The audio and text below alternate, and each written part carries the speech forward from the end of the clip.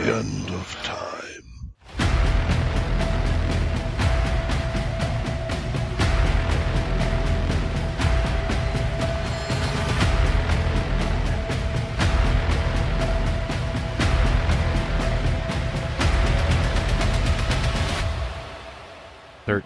O'clock.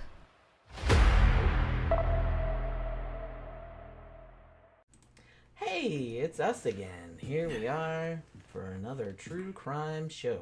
Yeah, this is going to be a good show tonight. This is a really interesting case. Murder mystery. I actually wrote about it in my book, Faceless Villain, like a long time ago. I think in volume 2 this would have been in. But I realized I didn't think we'd ever done a show on it. If we did, sorry. We've done like 400-something shows. Sometimes I forget which ones we did and which ones we didn't. But I'm pretty sure we have not done a show about this. No, we didn't do a show about this. Yeah, maybe we mentioned it. Like I briefly. said, the reason I was confused is because I wrote about it in my book. Yeah. So I was kind of familiar with it. Right. But I was just kind of like, I probably should have checked, but I forgot. But I don't think we've done a show about it, so why not? Why not? This is actually a pretty fascinating case. Ooh, thank you very much, Bee's Nest. Gave us a super chat. Flashbulbs, bitches. That's right. Yeah, that's all right. The flashbulbs. Oh, man. It's interesting because this case happened back in the 50s. And it's kind of one of the first cases that was like a big TV media sensation. Like, because there were, TV reporters like in the courtroom and all this other kind of stuff. And it was just like this huge national news. So it was almost kind of like, I don't even know what you'd call it, but it was kind of one of the first trials that was on TV all the time, and everyone was like following it really close, and it was like a huge deal. Like there had been ones before that, like that were covered in papers and stuff, like the Lindbergh kidnapping, which we did do a show about. That was paper. But yeah, that was the newspaper. This was kind of like the first TV it's equivalent like the first of that. OJ. It's like the first OJ. That's kind of what I was kinda thinking. Like this is kind of like the first OJ type trial. Even though I kind of feel like it's maybe not. I mean, it's pretty well known. There's a lot of documentaries about it on YouTube and stuff, but I feel like he's not really a household name anymore, But, and maybe a lot of people don't know this, but this case was the inspiration for the 1960s TV show, The Fugitive, which was later made into a movie in, what was that, the 90s? With Harrison Ford. But yeah, there was a TV program too, though. That's what I just said. Oh, I just said that. I just said that. In the 60s. Yeah. It started in 63 or 64 and ran for a couple seasons. About a guy who was a doctor who was accused of killing his wife and had to go on the run and bloody. That's right. Harrison Ford rebooted that bitch, didn't he? Yeah, I think it was in. I think it was in series? '93. No, it was a movie, just a standalone one movie. But like the TV series, I think was on for a couple of years. Right. So, but this is the case. There's nothing. There's no one-armed man in this, but like there was in the show. I remember seeing that series when I was a kid. Yeah, I think I saw. The Hulk. I think I saw a couple episodes. Remember the Bill Bixby Hulk series? Yeah, I remember it being kind of like that, where he was on the run, and each place he goes, he makes friends, and then figure out who he is, and fucking he's got to move on. Remember, like that's the way Bill Bixby was doing out of the Hulk series. Yeah. It's kind of like that. And he was looking for the one-armed man. Yeah. Like I said, there's no one-armed man in the real case. You're right, yeah. But it's kind of the same sort of thing. CB said some of the jury said they found him guilty because he came across as a bit of an asshole. Yeah, interestingly, the first time when he was convicted, he took the stand in his own defense. And yeah, I have heard that he came across as very glib and very arrogant, and that probably didn't help his case. The second trial, the retrial, where he actually, spoiler alert, got exonerated, he did not take the stand in his own defense, which probably he was advised to do, because maybe he doesn't come across that well. Now, I watched a couple of good documentaries about this, and there was one where they did like a lot of forensic stuff. Like, I don't know what year it came out, but they were able to like update, because they did a bunch of forensic stuff with this case, like I think in 2007 or something like that. And they still can't, Marilyn Reese Sheppard, the victim, this is still considered an unsolved murder because no one has been convicted of it. And they can't really prove definitively whether her husband did it or whether it was someone else. But the more evidence comes out about it, like forensic evidence, it seems less and less likely that the husband did it. Because there's a lot of, I mean, well, I'm not really sure. It seems to me like probably more likely, like probably 75% that it was this other dude. Maybe 25% it was him. But I don't know. You know? And like I said, they haven't really definitively proved anything either way. There's been a lot of books about this. One was called Wrong Man. One was called Miscarriage of Justice or something like that. And actually, Dr. Sheppard's son, whose name was also Sam Sheppard, but they called him Chip, he actually wrote a book about the case too. And he's been trying really hard to exonerate his, you know, kind of clear his dad's. His dad died a very long time ago, but he's trying to clear his dad's name and also figure out who it was who killed his mom, because I think he was only 7 years old when this happened. So... Yeah, well, I'm getting confused. That's a different case? No. I thought you said he was exonerated. But he's still in prison? No, he's dead. I said he died a long time ago. Died a long time ago, but he was in prison? He was in prison for almost 10 years. Okay. But then the conviction was overturned. Oh, okay. It was overturned after his death. No. No? There was a retrial, and he was let out. Okay. He was in there for almost 10 years. Yeah. There was a retrial. He was let out. They were thinking about prosecuting. It was like a whole legal clusterfuck. He didn't live too long after he got out. He was a bad alcoholic. All right. And he ended up dying. I think he was only 46 years old. Okay. When he died. But yeah, he died a while back. But then they upheld his conviction after his death? No. No? Okay. No, that's why the case is still unsolved. Okay. All right. Because no one has been convicted. Okay. He was convicted, but exonerated. I remember seeing that program where that guy was... The court came back and made a ruling, and he was like devastated because it said that his father was guilty, but I thought he was out. No. Dead. That happened in the Okay. 90s. Oh, it happened in the 90s? Okay. The son did that. I think it was 1999 or somewhere around there. I'll get to that later. But the son was trying to clear his dad's name, so he was like retrying. But his dad was long dead at that point. Yeah, and he'd been out. Yeah, he was out for a few years before he died. But he was trying to get. But they couldn't prove that he didn't do it. And so... Well, yeah, you can't prove a person's innocence. That's what I mean. It's but like hard I to said, prove innocence. I think... I don't know. There's a lot of the forensic evidence seems to point to someone else, and the other suspect that they have... I'll get into like a couple other suspects. There's one that's kind of like probably the dude that did it, and then there's another guy that maybe that guy could have done it, although it seems less likely. American jurisprudence, you don't have to prove innocence. Under Napoleonic law, you do, and that's Louisiana. The rest of the states here, it's English law, or based on English law. They have to prove your guilt. If they can't prove your guilt, then you're not guilty. They never said you're innocent. Okay, because you can't. It's hard to prove it the other way. In Scotland, they have a not proven, which I think is kind of better because they're saying it's like, we're not saying you didn't do it. We just said we couldn't prove it. Yeah, that's what not guilty means. Yeah, I mean can't pretty prove much. It. But Can't they have prove like an in between. Right. Kind of thing. Because if you can't prove it, then that means the assumption is you can't get a conviction. Yeah. If you have to have evidence proving your innocence, almost everybody accused would end up in prison.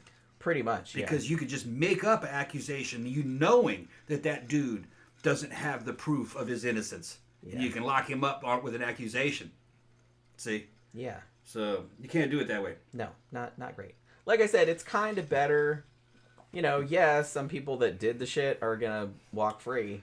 But that's better than locking up a bunch of people didn't do shit. It's better that a couple of guilty ones get away than fucking lock up everybody, even the innocent, you know. Which, so, I don't know. So, like, the more I research this case, I'm kind of coming down more on the side that he very most likely didn't do it. Like, yeah, there was some weird shit about the scene and, like, he did some weird shit, but the more I think about it, like, the weird shit that he did could just be kind of written off as, you know, he was panicking or he didn't know what was going on or something like that, which, I mean, it's a horrible, horrific situation to find yourself in, and maybe he wasn't thinking straight. So, and, you know, I admit that the story that he came up with at first seemed a little far-fetched, but honestly, a lot of the forensic evidence they found later does kind of corroborate it.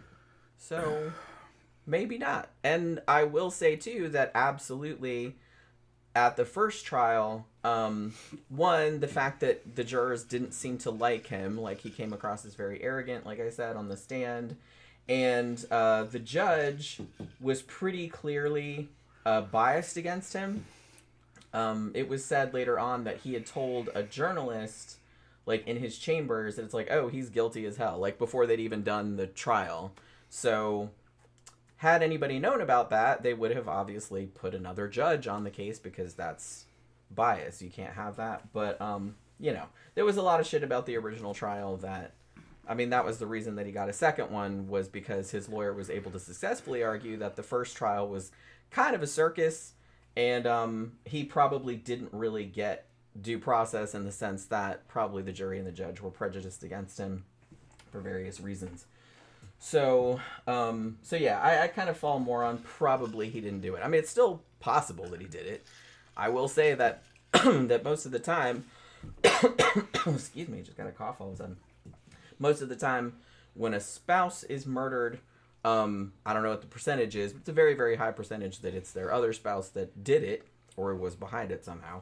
So it's like, so you can see why everybody jumped to that, because it's very likely that that's what happened. But I don't think that's what happened in this case. But I don't know. We'll kind of lay it out, and then kind of. Tim, it's not that I'm not paying attention to her. It's just that sometimes I lose track of what she's saying. I'm multitasking. I'm reading fucking comments and all kinds of shit. And sometimes I'll be fucking reading when she's talking, and I'm hold on. So, because I thought there were maybe 2 television series of The Fugitive. No, it was a TV series, and then they made it into a movie. Okay. Because I thought that, because I was going, yeah, what was Harrison Ford, was that a television series or a movie series? Because I thought there was maybe a couple of them. But no, all right. Not that I know of. Okay. And I was trying to remember, because I remember seeing the original. Yeah, I remember seeing the original. It was black and white. Yeah. Yeah, it was I think on it started in television when I was a little kid. 1963 or 64 Yeah. it started. And I think it was on until maybe 1967. So it was on for like 2 or 3 seasons. But they were playing reruns. Yeah, they probably were. Probably And yeah, I was a little kid in California in the fucking 70s. Like in the mid-70s, 75, 76, 77, around that time. And I remember that came on, and I watched a few episodes, and even as a kid, a little kid, I was able to get into it. I was like, yeah. He killed his wife. And you know how you're a little kid. I don't know how much I paid attention to it, but I do remember it. And I do remember thinking, oh, that's pretty good. Because I used to watch the Twilight Zone, too. I actually wouldn't mind rewatching this series, because I've only saw like episodes here and there, like when I was a kid, but... And it was around the same time Bill Bixby's Incredible Hulk series was on. And I remember thinking it was similar to the Incredible Hulk. I think that's why I liked it. It's like, it's kind of like the Hulk. He killed his wife, but he didn't do Although he can't Hulk out, though. Yeah. But he was having to move from one town to the next. Although he did become a wrestler later. Yeah. In a weird twist of circumstance. You know what I mean? Yeah, this is a weird fucking story. Only one I couldn't get into as a kid was Alfred Hitchcock. Oh, I love Alfred Hitchcock. It was too advanced for me, I guess. It wasn't wild enough. And matter of fact, Amazon Prime has both Alfred Hitchcock Presents and the Alfred Hitchcock Hour. And it has like pretty much all of them. And every now and then, like, I'll get into a thing. Like a few nights ago, I was like watching like a whole bunch of them like in a row. Another one I used to watch from around that same time. I remember it was really good. Was I Spy? Yeah, that was a good one too. Yeah, that had what's his name? Rapey in it. Rapey. Oh, Rapey. Rapey. It was good though. Bill Rapey Cosby. Yeah, Bill Rapey Cosby. He was in Rapey McQueen. I remember liking it. And Mission Impossible, the old Mission Impossible series. That was 2. I used to watch that, but I don't remember all of it real clearly. I just remember, sitting down watching it and fucking going, "Oh, that's good," And then, just that was just 70s, man. The way it was. You didn't have really a choice what you were watching. You could just change the channel. You only had 4 of them. True. CB says, my friend went to prison for 8 years because the prosecution made his foot fetish known to the jury, and that's why they found him guilty. Yeah, he got exonerated by DNA. Yeah, that's right. And I think a similar thing kind of happened in this case, which he didn't have a foot fetish, but they thought like he was up to something that was like morally questionable, I guess, and so that kind of colored the whole thing, or they thought it gave him a motive or whatever. So, how did a British court find that fucking? How did an English court find that admissible? Because I mean, I'm sure that wasn't the only to the case thing, but unless it was pertinent to the case, I'm not really There's sure. a lot of stuff that a judge would say that's inadmissible, Because holy crap, it's funny because like I watch like true crime shows sometimes, And they'll be like, somebody gets murdered or whatever, and then like they're like, and they go and search in the house of like a suspect, okay? Yeah. And it turns out this person didn't do it, but like they go and look in this house of the suspect, and they're like, and they had all these sex toys and like goth shit and everything like that, and they try to make it sound, and I'm like, oh my god, it's satanic panic all over again. I'm like, if they came in our house, like if we were a suspect for murder, holy crap, they would put us in the chair. High-end sex dolls and all kinds of weird ass. Oh my god, we got sex dolls, dildos, we got so much stuff, and it's just like, and I have satanic, I have skulls everywhere. I have like fucking just horror. Yeah, we don't even everywhere. take it seriously because it's just well, I like it. Props and just shit that Yeah, I'm just saying that it's like hopefully we never get accused of a murder because we'll be in big trouble. Yeah, those perverts. And then when they make the show for investigation discovery, they're gonna make us seem like we're some degenerate like in a satanic cult or some shit like that. I think those days are kind of over, though. They are, but it's like, it's funny because I saw a true crime show that came out just a couple years ago, and they kind of, they didn't go as hard as they would have in the 80s or 90s, but they still kind of made it seem like, ooh, like it was kind of scandalous. Oh, we did? Yeah. Oh, I didn't get a little dingy. Yeah. Oh, okay. Thank you very much. Bees Nest sent us another super chat. What do you say? Yeah. Just another super chat? Yeah. He didn't say anything. He just said booyah. Booyah. Camp Guy said, is this the same guy as the army guy that killed his wife and 1 or 2 kids on the army base? No, it is not. This one, just the wife got killed. The son was okay. And I don't know if he's still alive. I think he's still alive. But he wrote a book about this and everything like that. Like, he is completely convinced that his father did not do this. Yeah, Camp Guy said, I can't remember that guy's name, but he was an officer. I know who you're talking about, but I can't remember his name either. CB said in the 1992. Oh, okay. I said it in 93. So sorry. Yeah, it was 92. The Fugitive. The wife was going to expose the guy that had her killed for stealing money. Yeah. See, that's not really. I mean, I guess it. Well, yeah. I mean, I guess it's kind of like because nobody knows what actually happened, obviously, except for the killer, and everybody that's a suspect is dead now. So you know what I mean. So I guess we'll never know. I think what happened is some dude followed her home. Or was breaking into a house and she was in there. Well, no, nobody followed her home. She was at home. That's what I'm saying. Yeah. Somebody followed her home. And her husband and son were in the house, too. Were they? Mm-hmm. I didn't really, I remember. Well, I think he got in the house somehow. Yeah, I think he did, too. And they didn't hear her, huh? Well, yeah. Well, like I said, we'll get into that. The husband said his story was that he heard her screaming from upstairs and he went in and he fought with the guy. Okay. But you know what I mean? Yeah, that's right. Yeah. And it was a white figure. Yeah, remember? Because, yeah. He was watching some stuff with me, but I don't think he was paying attention. Yeah, I was multitasking at the time. Yeah. Tammy says, The Fugitive TV series, 1963, 4 seasons. Fugitive the movie, 1993. Okay, so it was 93. I'm not crazy. All right. They made another movie called U.S. Marshals based on Tommy Lee Jones' character from The Fugitive. Didn't The Fugitive, the movie from the 90s, didn't it win a bunch of Oscars or was nominated for a bunch of Oscars? I can't remember now. That was so long ago. That was just a couple years after I graduated high school. I'm so old. That does sound suspicious, though. We're going to get into that shit in a minute, though. Well, yeah. Well, like I said, I'll lay everything out and we'll see. I'm curious to know what your verdict is. All right. I'm kind of like, the more that I watched it, and like I watched a specifically forensic one about all the forensic stuff that they did, like just a few years ago on this case, because there's still a lot of interest around this. You know what I mean? And especially because his son is still kind of pushing it, and there's been a lot of books about it and stuff. And so the more I kind of became convinced that probably the husband didn't do it. You know, probably not. But you couldn't prove it. But they couldn't prove it. They couldn't prove it one way or the other. Not proven. It's possible that he did it. Yeah. But I think it's looking less and less likely.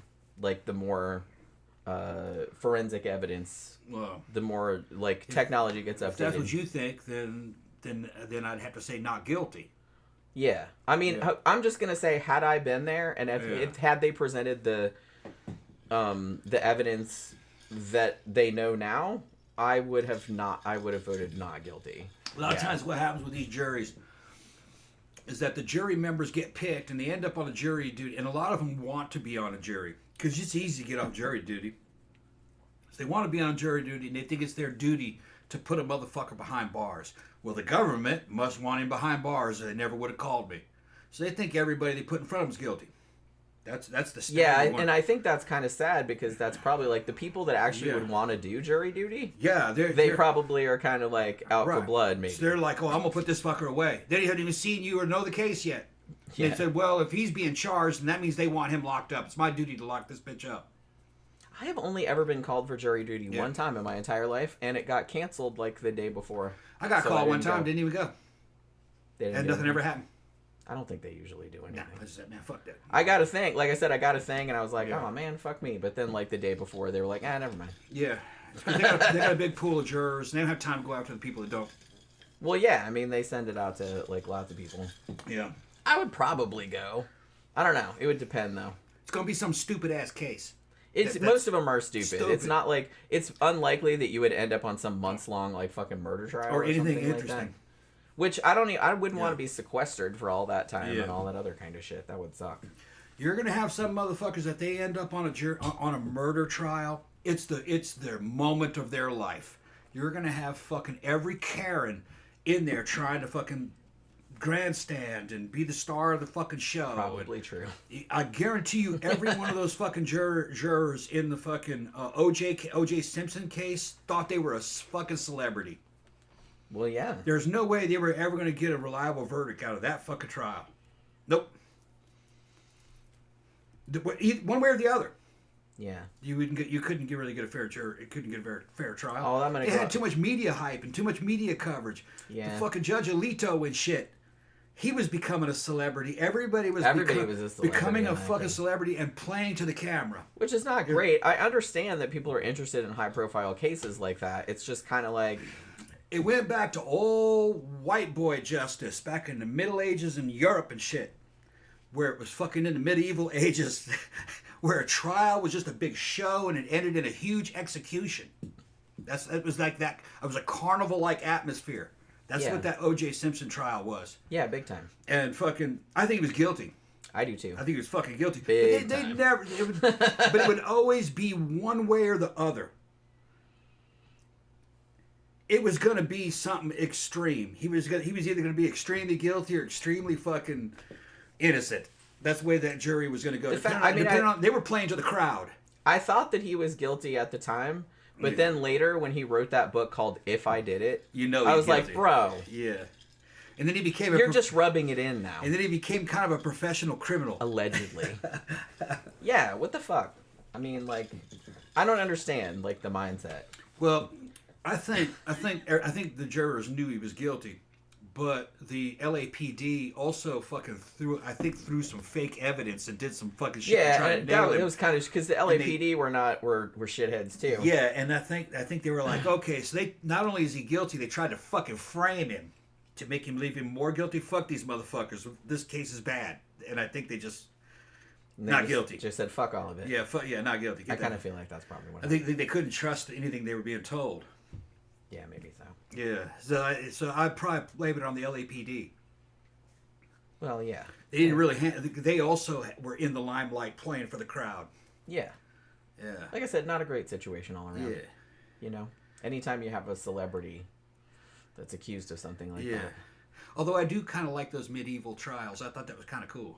Especially the executions, pulling people's guts out and fucking sawing people in half. I'm like, yeah, man, fucking do that shit again. I bet you crime will fucking decline. I bet it won't. I bet it would. They had crime back then too. It didn't stop anybody. Because, well, they were doing it to innocent people, I think. They were doing it to people they thought just were witches and did shit. They didn't have any forensic evidence to prove anybody was like. But the kind of people that are habitual criminals and shit respond real well to fear and violence. They understand that. Like, okay, yeah. And then people who don't commit crimes, you don't really need to threaten them that much. They're like, oh yeah. And then that's why they were showing up like it was a big carnival, sawing people up the middle, tying their feet down to the ground, and they have two dudes with a big old tree saw cutting the dude up the middle and shit. Imagine that. He's tied up. And they're selling food, and the kids are watching. This is what we do to bad people. Yeah, it's like a party. It was a big party. Yeah, you made a lot of money on it. They were fucking weirdos back then, seriously. Fuck psychos. But that's what you have when you have a whole population. Well, I mean, that played into the whole environment. They were all like that. It was like a feedback loop. Yeah, it was like a feedback loop. It was like if you're a Star Wars fan, they were the mirror universe, basically. Camp Guy says Jeffrey McDonald is the army guy I was thinking. That's right. What is the army guy I was thinking of? Yeah, that's his name. CB said if you have Asperger's, you are not eligible for jury duty. I didn't know that. You could just lie about it, though, probably, if you really wanted to be on there. Although most people try to get out of it, to be honest. SideQuest says, dude, I got jury duty summons when I was in Iraq, and I called at like 1 a.m. my time, and the bitch rescheduled me. Did you still go? Did you have to go? Like I said, I was bummed. I was gonna go, but they canceled like the afternoon before I was supposed to go. CB's in there saying what a joke the fucking British. He's British, so he's talking about how fucked up the British legal system is. English common law inspired American law. You know, from the early. The problem that you have in the UK is it doesn't have a constitution. It needs a constitution, something real solid. And then you have to make sure all your damn laws are constitutional. It would take a while to sort it all out. But without English common law influence in the United States, it never really would have been a superpower it became. We have a good legal system if you compare it to the other alternatives that other countries have. Like China, oh no. If you're a party traitor, you're fucked.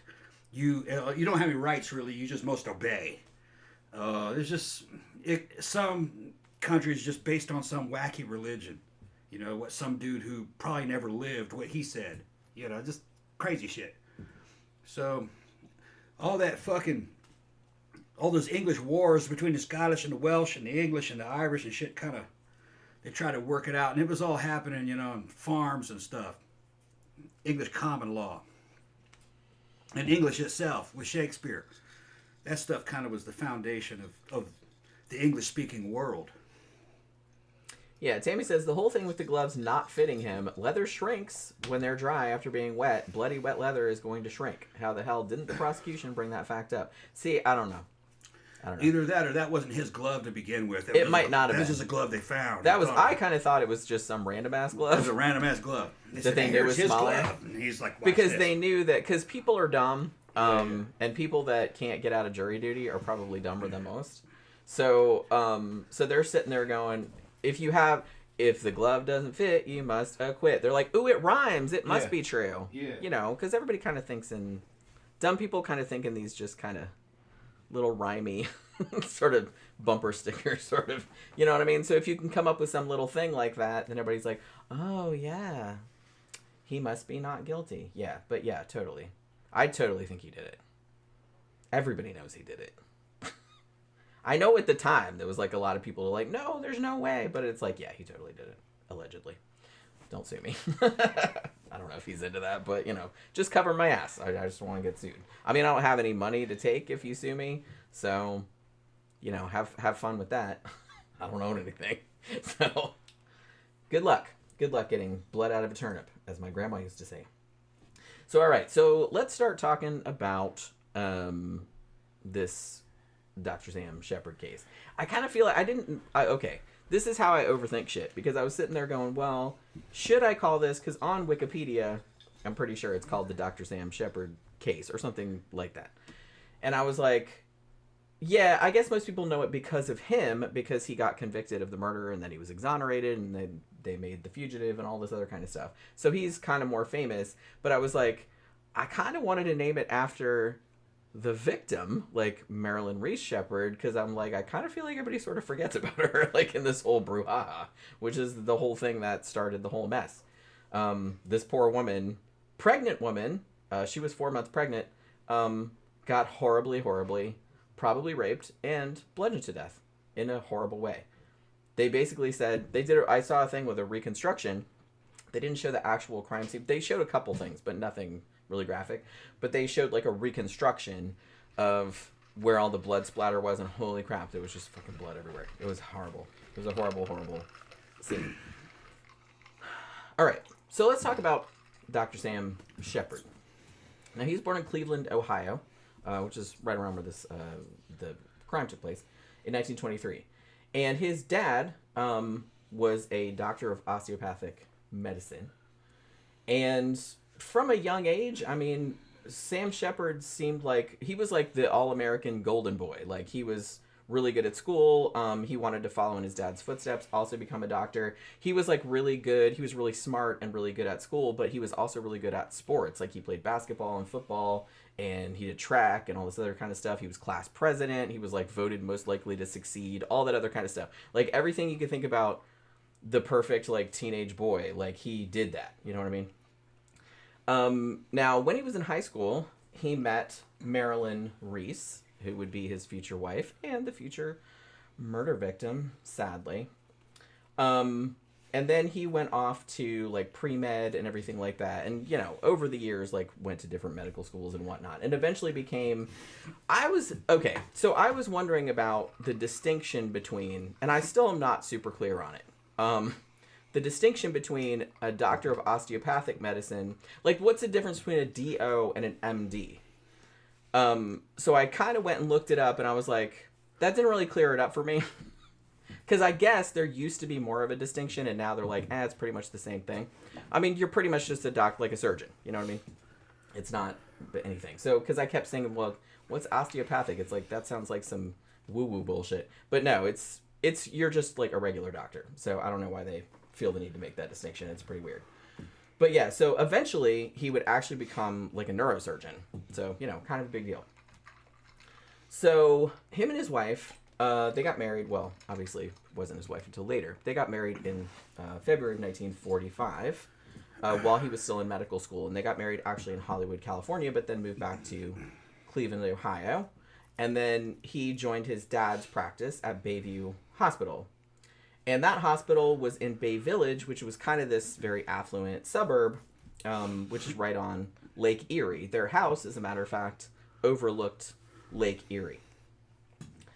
So the two of them had one son. I mentioned him before. His name was also Sam Reese Sheppard, but he goes by Chip. And he was born in 1947. Now, by 1954, Marilyn was pregnant with their second child. When she was murdered, she was 4 months pregnant, they found out later on. Now, from the outside, as is usual in these cases, everything looked perfect. They just looked like a perfect family. They had a 7-year-old son. He was a very successful doctor. They seemed to have a very happy relationship. They were very social. They knew all their neighbors and all this other stuff. Like, she taught Bible classes at the church and all this other kind of shit. So everybody in the community, like, knew who they were. And nobody, you know, everyone thought everything was just, like, hunky-dory, you know? However, as was probably common, especially in this time period, this was 1954, thereabouts, Sam was getting some trim on the side.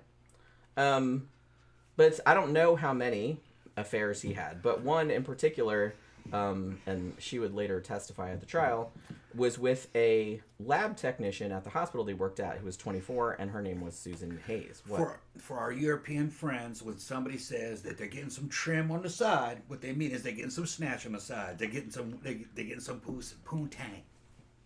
That probably did not clear it up at all. That didn't clear it up at all, probably. It did, though. Everybody knows what I meant. Okay.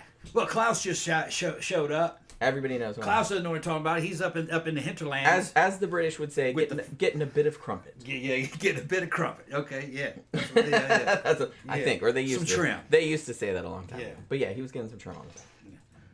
Now, evidently, so he was banging this a woman that he worked with, who was, I don't think she was a great deal younger than him, but she was younger than him.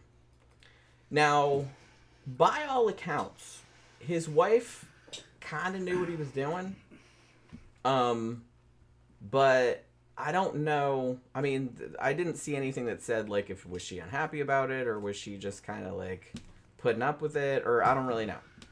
You know what I mean? Maybe she was like, oh, we have a nice house. He makes a lot of money, so she just put up with it, I guess. I don't know. Or maybe she didn't care. I don't know. A lot of them didn't care. A lot of them, I think, that was just kind of like normal. It was normal. I think, yeah, it was probably like kind of expected, maybe, because a lot of dudes did that. I mean, a lot of dudes do it now too, but it's just, and a lot of women do it too. But it was probably more common back then. People didn't get divorced, although I think they probably wouldn't admit it as much as they would nowadays. But I think it was more common back then, because I think it was like more accepted. Like people were almost kind of like, yeah. Well, you know, in the 80s, you know, growing up as a teenager, partially in Brazil, you know, I lived in Sao Paulo. In a Latin culture, successful men had wives and they had families and they all had mistresses. Right, yeah. You know, it's just, you know what I mean? And as long as it wasn't in the wife's face, she's okay. But then there was like, even like on their soap operas, a lot of there's like the wife and the mistress become friends and talk about the dude. There's shit like that. Yeah, talk shit about him behind his Yeah, back. talk shit about him behind his back. They're going out there, oh, that motherfucker. I'll take him out. Kind of like that movie Les Diaboliques. Yeah, I don't know. Where they got together to kill him. Yeah, it's that kind of shit. Although it didn't work out quite that way. Right. I did a review of it a while back. Right. It's an old movie. The wife and the mistress combining forces to fuck him over in some way. Or to support him, that too. Because they're both getting some out of it. Because neither one of the women in South America, rich women in South America from upper class families, the last thing they want to do is work. Fuck no. Work is for poor people. Well, I can't say I blame them, honestly. Yeah, it works for poor people. You know what I mean? I don't know. Like They're I said, all kept women. I don't know. I don't know if I'm the kind of person that would like put up with shit that I didn't like just because it was a lot of money. But it's a different society. I mean, yeah, Because... I'd probably put up with a lot, but I don't know. Maybe I wouldn't because I'm real impatient with that kind of shit. I don't really want to do shit I don't like all the time. The thing that I thought was ridiculous because all my friends' dads were doing that is that they made efforts to conceal it, even though everybody knew, which is kind of a farcical. It is, yeah. You know what I mean? But it was a face-saving Catholic culture. Yeah. So you have to. You had plausible deniability. You had to save face. You didn't want your wife to be dishonored. Yeah. So even though she knew, she had to pretend she didn't know. So it was all, you know. See, I don't like all that kind of rigmarole. It was because of religion. I know. Yeah. Well, see, this is why I'm glad I'm not fucking religious. And people are like, well, how? But you know where ridiculous. I think that came from? That all the Catholics and it's all the Latins and everything, that was all part in the past, part of kind of like the Moorish Empire. That's where Islam was before the fucking Crusades. So I think a lot of Islamic culture kind of blended in with Christian society. Even though, here's another thing, is that the idea of the Christian marriage between a man and a woman, that's a lie. You go back far enough, and it says right there in the Old Testament, marriage is between a man, a woman, and a woman, and a woman, and the woman's handmaidens and whoever servants she was. So no, you get. That's like Bible thumpers just use that to like to shit on gay people, like why they shouldn't get married. I don't think But yeah, that's exactly why they say it. But it's marriage between a man and a woman. It says in the Bible. I'm like, no, it says in the Bible basically that the dude can marry a woman and marry a bunch of women and the handmaidens and have a bunch of fucking concubines. You're right. Yeah. So. Yeah. So the Mormons are probably closer. Yeah, the Mormons are closer. As fucked up as they are. Yeah, and the Muslims. So it's closer. You know to what it was. Although the Muslims are limited to 3 wives, but then you could have mistresses too. Okay, if they were captive. But I don't know if that law still apply or not. You know, because a lot of it had to do with wartime. I got to ask Assad. He'd tell me exactly if it was. I think they're limited to 3, but medieval Christians weren't. And you can say modern Christians, you know, with the Mormons, not all of them, but some of the sects are like that. You can marry as many women as you want, as long as they want to marry you. Modern Christians do not read the Bible. No. I've noticed. No. And all of it's up to interpretation. All of it. And you can cherry pick pretty much whatever you want that already aligns with your beliefs. The greatest Christian kings like Charlemagne, he had a bunch of them. So yeah. You know. So that's why I don't. Yeah, he had a bunch of wives. I don't really take any. It wasn't until later. I don't think the English kings, you know what I mean? Fucking Henry, he couldn't get divorced, so he had to kill wives to get new ones. So they were. So they were trying I need another one. They changed. I need to trade it in. Yeah. This one's broken. Yeah, and that whole thing about getting married in church was a scam. That was shit that that England and they did back in the medieval period. They made people go to church to get married so they could make money off. Make money off. Before that, you just went to the bar and we're married. As long as you hung out with her long enough, you're married. Well, they're still doing that grift nowadays. Yeah, the only rich they're always people trying to squeeze money out of everybody. In the olden days, only rich people got married in a church. You had to pay for that. And they don't pay no taxes either in the United States, which is some bullshit. They absolutely should. It's all bullshit. It's all bullshit. Yeah, it's all bullshit. But yeah, so man, we get off on such. It's fun though. Where the fuck was I? Y'all love it. Okay, so Here's some. Okay, so this was kind of funny. So in the notes that I was reading for this case and everything like that, they were kind of speculating. It's like, yeah, well, nobody. That's like she seemed to know about the affairs. Well, there was at least one affair. I don't know if there were more. I mean, it seems likely.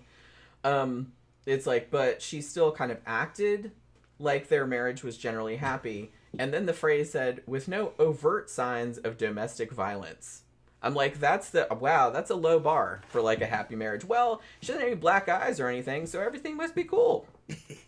You know, it's like, I thought that was very strange phrasing. CB said, I just realized Tom has an asshole on his chest. Yeah, man, fucking, it's Steven Seagal. It says flock of seagulls instead of flock of seagulls. Yeah, I'm sure they can read Tom. Yeah. You have to be an 80s kid to know the joke. I think everybody probably knows. No. Does everybody know who a flock of seagulls is? No, a lot of young people never heard of flock of seagulls. Yeah, they don't know what that is. They don't know this album cover. Never seen it. Yeah. Well, even though it's not funny. Quite this album cover. Did I This get is you Steven that? Seagal. You gave it to me, I think. Yeah, I thought I bought that for you. Yeah, Travis says he ran so far away. Yeah, I know. See, he knows who we're talking about. Huh? He ran so far away. Flock of Seagulls are great, man. Yeah. It wasn't just, I mean, that's a good song, but they had like a bunch of other good ones. Yeah. They play them at Barbarella like all the time. Different ones, like not just Iran. They don't usually play Iran, honestly. They usually play the other ones. All right. So I don't know. That just struck me as funny that like it seemed like a happy marriage because there were no obvious signs of domestic violence. So she wasn't getting beat up, so everything's fine, evidently. So yeah. Well, yeah, if you got a bad marriage, people kind of know. I guess. But yeah. That's what they're talking about. So it's just, I don't know. That's just phrasing struck me as funny. But they're talking about his, funny in a fucked up kind of way. They're talking about habitual wife beaters and shit. You know what I mean? No, there was a lot of that. Well, like I said, that was kind of a lot more accepted. But back all then, the friends and relatives fucking know the bitches keep showing up with black eyes. And there was no evidence that he did that. It's what they're saying. Unless the dude was like super sneaky. Jen, she's so Machiavellian. Left you know what I mean? Bruises where you couldn't see him. I don't think dudes gave a shit back then that did that. No, probably not. No, they just pow. Well, I don't think they give a shit now, but it's like I think they gave a shit even less back then. It depends on the class of man. Yeah. Yeah. So as I mentioned earlier, the couple were actually very socially active. They had, they were over other people's houses. They had barbecues. They had people over their house. Blah blah blah. So, it so happened that on the night of July 4th, 1954, which was kind of like, I guess they were kind of having a July 4th, like 4th of July, Independence Day kind of party thing. So they had a couple of their friends / neighbors over whose names were Don and Nancy Ahern. And they all came over and, had a couple drinks, had some food. And they were sitting down watching a movie on TV called Strange Holiday. And evidently this was like just a fine, according to reports, it's just kind of like, Marilyn was sitting on his lap. It's like everybody's watching the movie. They were having a good time, blah, blah, blah. So the other couple leaves about midnight. And then Marilyn says she's going up to bed. And Sam had actually fallen asleep on like a day bed or like a couch in the living room. I think he actually fell asleep while the guests were still there, which to me seemed kind of rude. I did see one documentary that said that he might have been drinking heavily, hence why he fell asleep on the couch. I'm like, okay, well, that makes more sense. Because it's like, it seems weird, like you'd have friends over and you're just like, excuse me. You know what I mean? That seems a little bit rude. But, so I always thought that was kind of weird. But, like, had he been drinking a lot, that makes more sense, okay? And like I said, later on, he was a real bad alcoholic. So, could have been that he was drinking a lot. I don't know. So, he falls asleep. Now, so this is his account, which is probably, kind of, mostly what happened. Maybe. We'll see. He says that between 3 o'clock in the morning and about 4:45 in the morning, this is the 4th of July, he was woken up by Marilyn screaming his name, like yelling his name.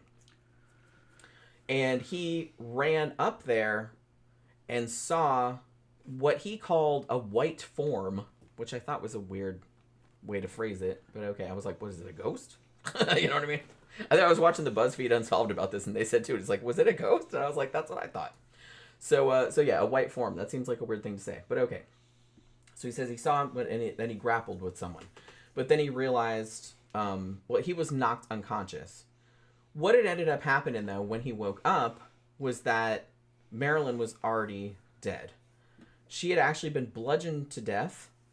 They found out later that she had gotten about 35 plus blows to the head with a heavy instrument. Not entirely sure what it was. I keep hearing them say that it was like a surgical instrument, but it wasn't like a scalpel or nothing like that. But it must have been something kind of heavy. I also heard somebody say maybe it was a flashlight, but I'm not real sure.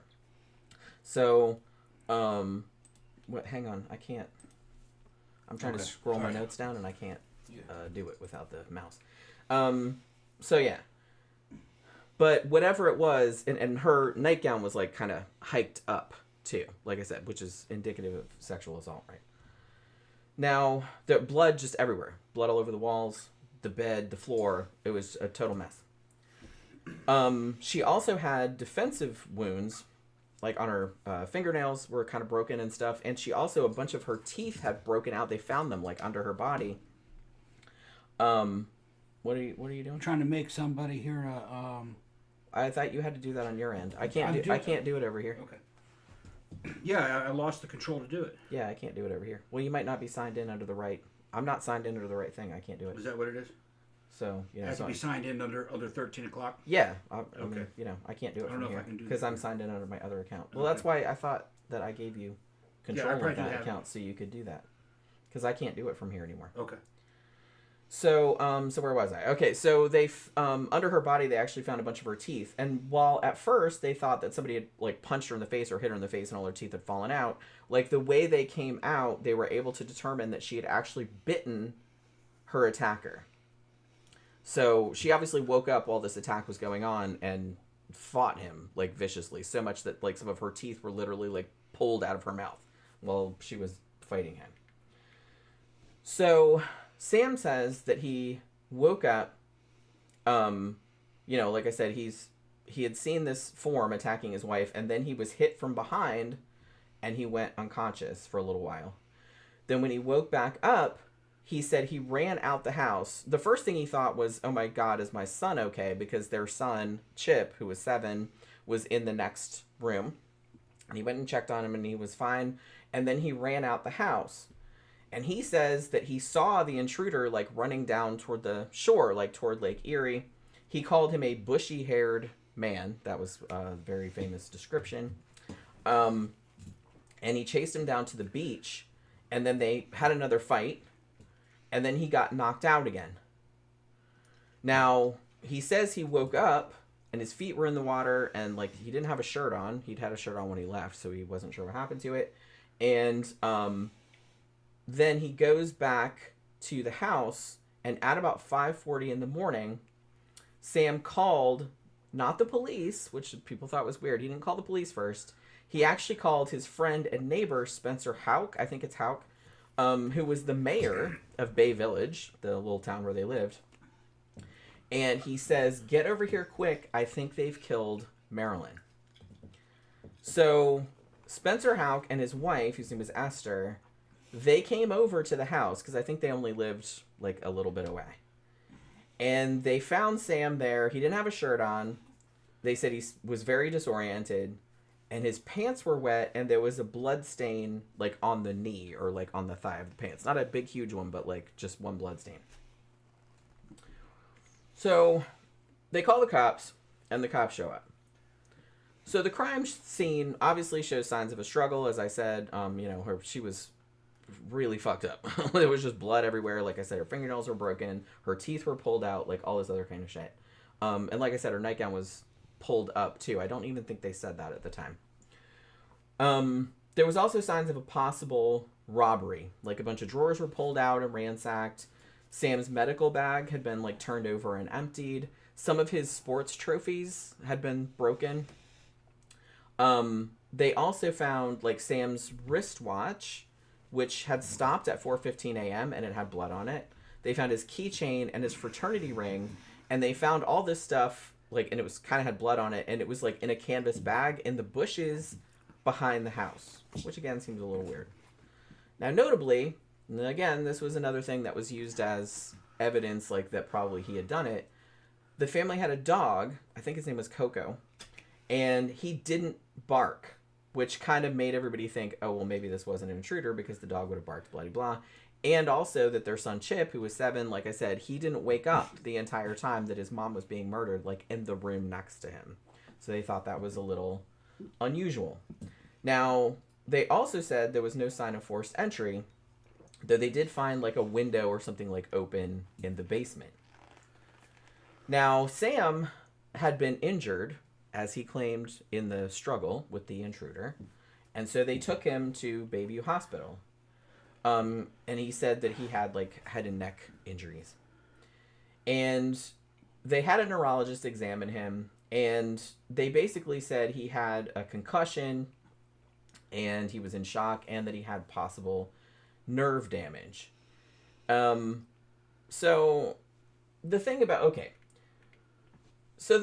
this was that he had kind of a, I heard differing reports of like what his exact injuries were. One injury that they said that he had was that his, like one of his, like his second vertebrae or something like that was cracked or something. Like somebody had actually hit him in the back of the, and I think like later on they determined, yeah, probably because they were thinking if he had done it, like, because you know how sometimes somebody will murder somebody and then they'll just beat themselves up, so it makes it look like, oh, an intruder came and I couldn't stop them and yada yada. You know, I see that on true crime shows all the time, which is pretty fucked up. That you would actually like fuck yourself up, like shoot yourself in the side, shit like that, like to make it look like you didn't do it. But people do that. But from what I could determine, like they talked to some forensic scientists that said there's probably no way that he could have inflicted these injuries on himself. You know, I guess it's not impossible, but unlikely. Because like I said, they were kind of the back of his head, you know what I mean?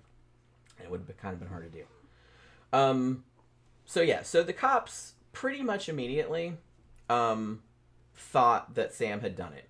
They thought that it was really weird that, you know, he just had this vague... He had fought with this intruder, you know, reportedly, a couple of times, and he didn't have any description of him other than bushy-haired. That was pretty much all he could come up with. Like, he didn't know what his face looked like, he didn't know what he was wearing, you know, anything like that.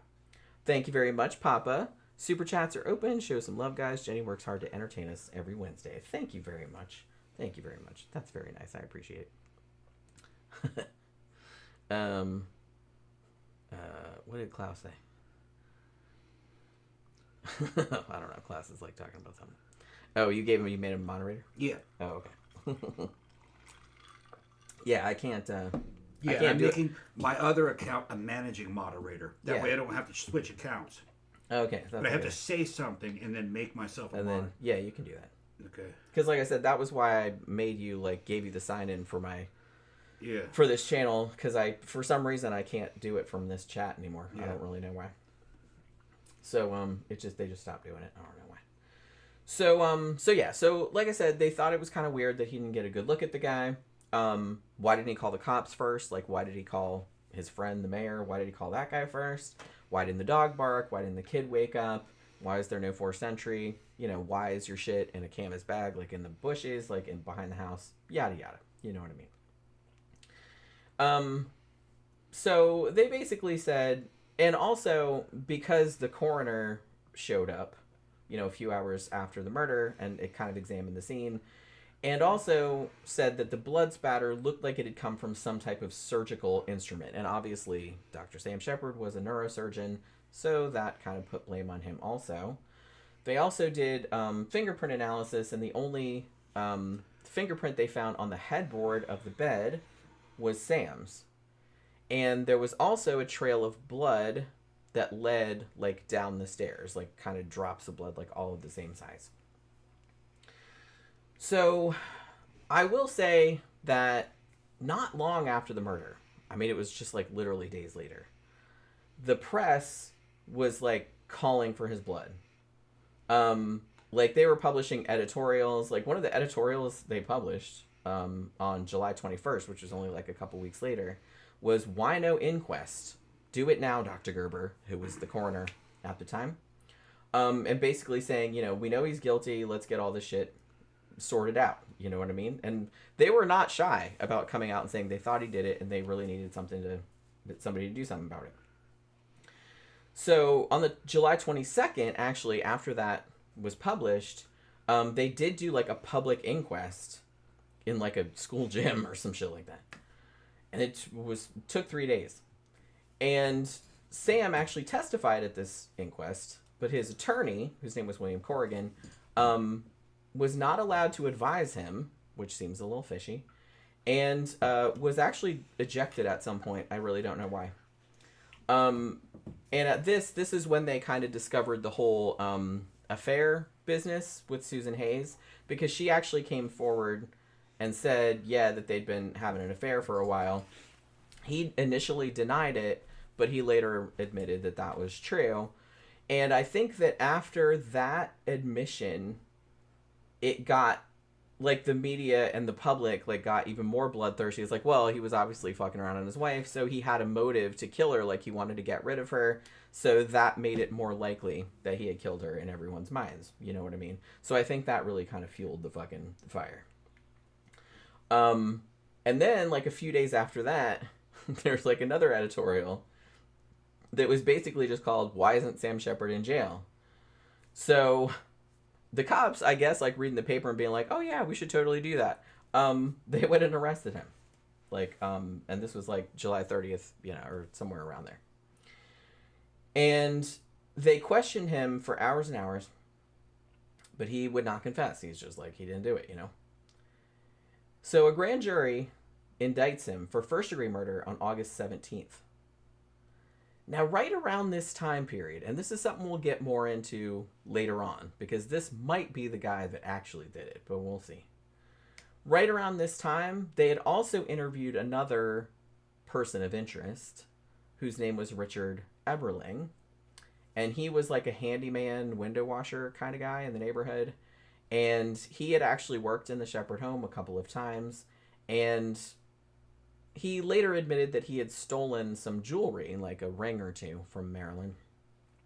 And like I said, we'll get into why he's super fishy, like, later on. But it seems that at the time, all the investigators were laser focused on Dr. Sam and were not really considering any other suspects, which is one of the things that ended up getting him a retrial and ended up probably getting him exonerated, was because they thought he didn't really get a fair trial. It seemed like the cops kind of got tunnel vision, as happens sometimes, especially in a case of this high profile, where it's like they decide this is the guy that did it, and then like everything that comes up, they're just gonna like kind of cram it to like fit that narrative, and then everybody else, they just kind of forget about them, which may have been what happened in this situation. Like I said, I'm not sure, but you know, it may have been.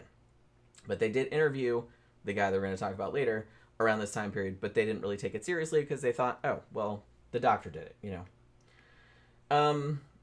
So the investigation was flawed, to say the least.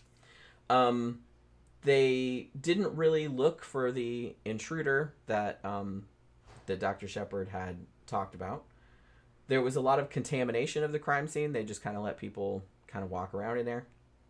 Like I said, they were kind of biased toward Dr. Sheppard as the prime suspect, and maybe didn't scrutinize other people as stringently as maybe they should have. And the thing about it was that there were other witnesses, other neighbors, that said that they had seen a bushy-haired dude in the neighborhood, like, around the time. Like, a couple neighbors said that, but, like, the cops didn't really listen to it. I will note, too, that one of the forensic shows that I watched about this, they had a guy, like a coroner or whatever, and he looked at all the old case files, and he said, you know, at the original crime scene, he's like, on Marilyn Sheppard, the victim, they didn't even do like an oral or a vaginal swab, like, on her body, which is ridiculous. I mean, obviously that's something that you would do. They did find out later on that there was sperm inside her that was not her husband's. And I don't know if they didn't know that at the time, or they knew that and they just kind of pushed it under the rug, or what. But well, there was no DNA testing back then. No, that's true. They could only do blood type. But I will note that the guy that they think, if the killer wasn't Dr. Sheppard, the guy that they think might have been the killer did not have the same blood type as the husband. Yeah. So they would have been able to determine that it wasn't him, even back then. But Maybe they didn't test it. I don't think they tested it. Yeah. I think they only tested all of this forensic shit later. Yeah. You know, after Dr. Sheppard was already dead. So yeah, and like I said, once Susan Hayes came out and admitted the affair, and Dr. Sheppard admitted the affair, I think it was just kind of like off to the races, because they were thinking, oh, well, if he'd had an affair, he was killing this one to get that. Then he was killing his wife to get her out of the way, so he could have this woman. You know what I mean? And that was like a motive, which is rare. Very unlikely. I mean, it does happen, but most dudes just divorce their wives. A lot of people have affairs, and most of them don't murder their spouses. They just get divorced like a normal person. Right, yeah. So, you know, but, you know, this is the 50s. So in their minds, anybody that's morally bankrupt enough to do that would also, which, you know, obviously doesn't follow. People divorced in the 50s, though. They did. It was much rarer, but yeah. A lot of times they just stayed. Sometimes they just stayed married, but then they slept over at their girlfriend's house or their boyfriend's house. Yeah. They didn't want anybody to know, but they broke up. Yeah. Yeah. So Dr. Sam gets. Fuck. Man. What? That's just weird. Yeah. Yeah. So Dr. Sam gets arrested. His trial starts October 18th, 1954. Now, the judge in the case, whose name was Judge Blythen, I think is how you pronounce his last name, they actually tried to get a change of venue because of the media coverage, which they normally would do, because you can't get a fair trial, obviously, because everybody's heard about your shit and heard all kind of biased stories about it, and you can't get an unbiased jury. But that was a failure, so they still did the trial in Cleveland. And as I mentioned earlier, they found out later, they didn't know this at the time, but the judge had actually taken one of the journalists, who was kind of famous, her name was Dorothy Kilgallen, and he had taken her back in the chambers. She was like, hey, I always wanted to meet you and stuff, you're kind of famous and blah, blah, blah. And he reportedly told her, she said later, that he said, oh, this is an open and shut case, he's guilty as hell. That's what she said that he said to her. Which, obviously, had anyone known that at the time, they would have removed him and put another judge in because, you know, obviously he's biased. He already thinks the dude is guilty before they've even done anything, before they've even done the evidence.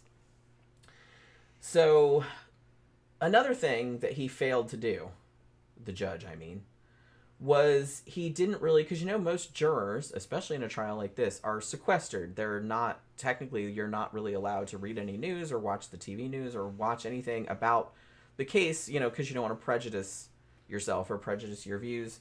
So they're kind of, I don't know how strict they are about it, but, I mean, technically he's not supposed to let them do that. And the judge didn't really seem to give a shit. He didn't sequester the jury. He didn't really care. He didn't seem to care, like, if they read sensationalized media reports about it or anything like that. So, you know, again, not great. You can't really get a fair trial in that situation. Now, the prosecution argued that Dr. Sam had killed Marilyn in a rage over his affairs. Like, either she confronted him about it, or another story I heard was that he had been drinking heavily and he came up to the bedroom and wanted to have sex with her, and she turned him down, and he was drunk and he got aggressive and ended up killing her. I've heard both of those theories. So that's kind of like what the prosecution was trying to show, that they'd gotten in some kind of argument and it was like, you know, a domestic dispute, like gone bad. And the prosecution again pointed that there was no forced entry. There was blood on his watch, and, you know, the murder weapon was some kind of surgical instrument. So, you know, and again, Susan Hayes was there talking about how they had an affair and how that was motive now.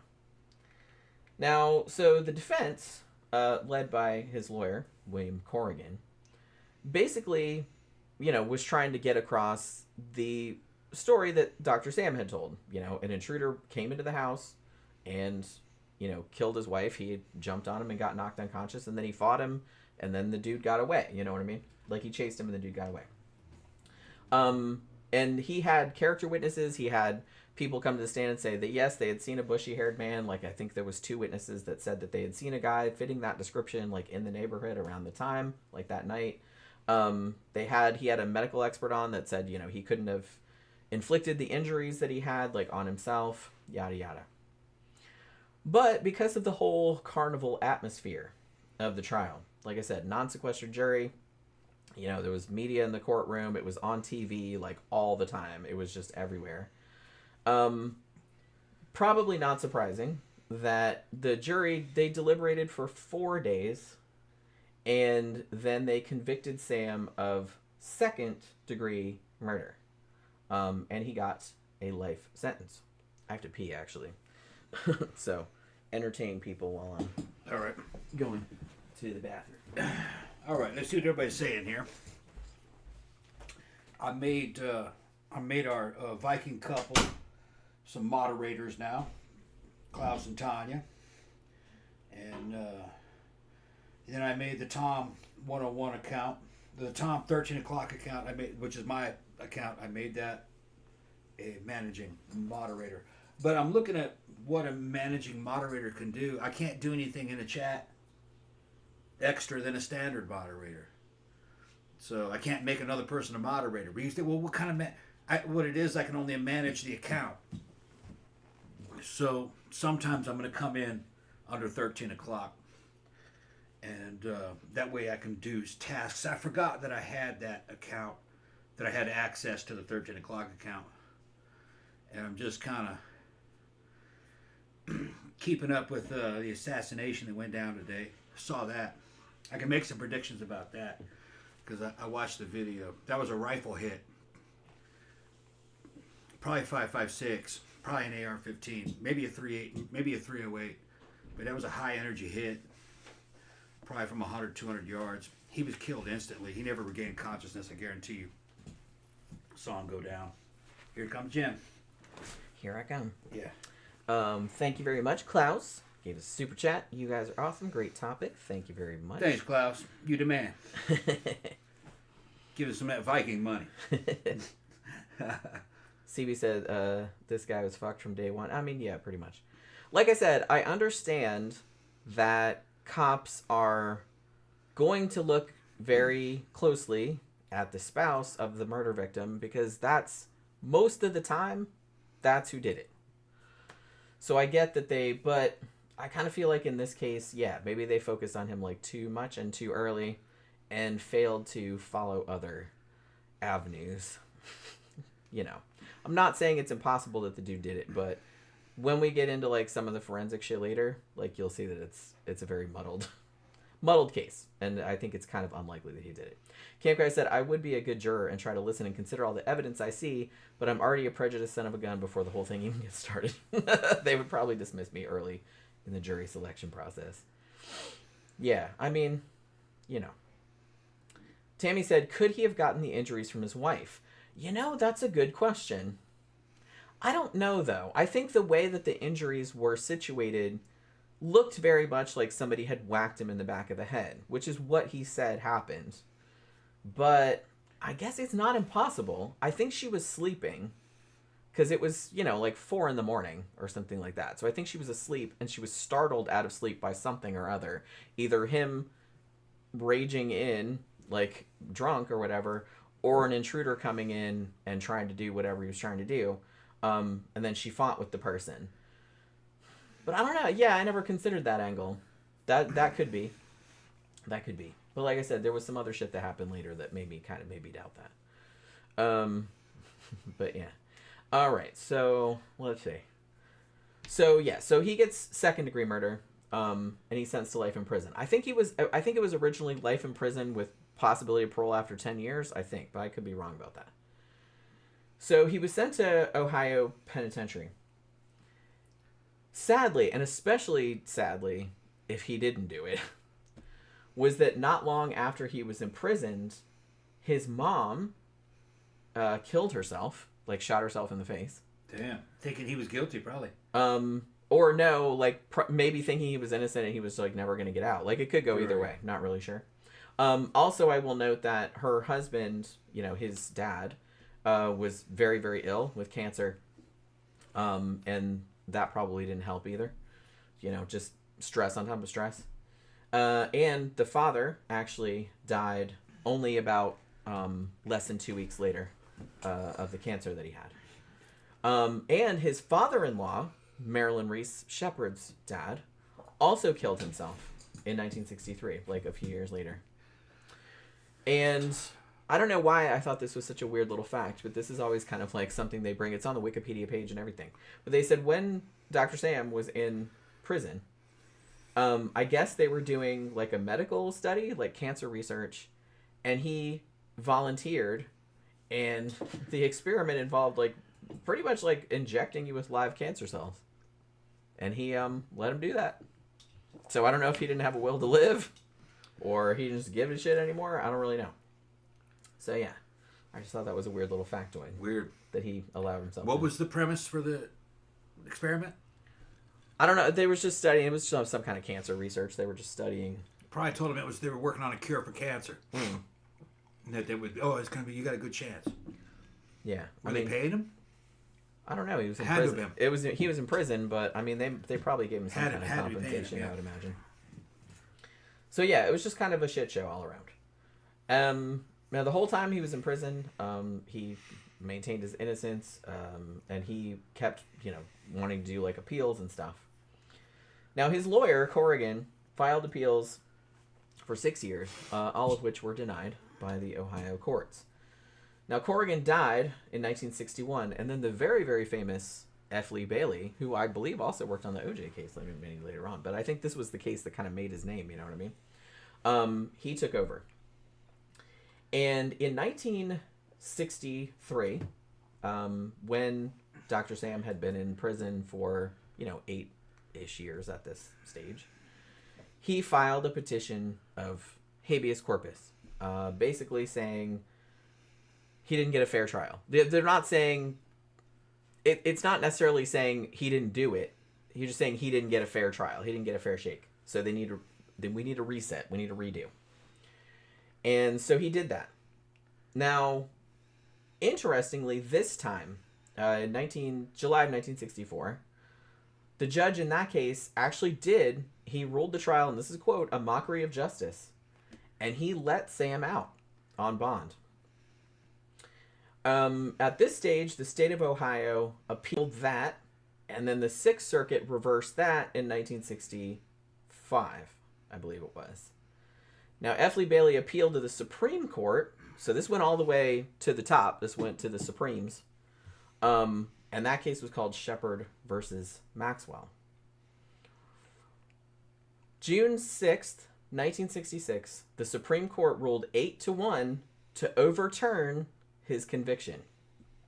Basically, the reasons cited were prejudicial publicity, which and just the whole carnival atmosphere surrounding it. Like I said, jury wasn't sequestered. There was all kind of it was a shit show. So it's so we didn't really get a fair shake. So we're gonna do a do-over. And they also had found out in the meantime, about the prejudiced judge and all of that other kind of stuff. So they didn't just let him go, but they did, but then they're like, well, we're going to do a retrial because they didn't do it right the first time. So they did a retrial, and it started October 24th, 1966. And this time, they sequestered the jury. They did everything right. They did everything they were supposed to do. So F. Lee Bailey did the defense, and he actually cross-examined Gerber, who was the coroner at the time, and he admitted that they hadn't found any weapon. They didn't really know what the weapon was. And they also had a forensic expert named Paul Kirk, who testified that the blood spatter indicated a left-handed killer. Sam was right-handed.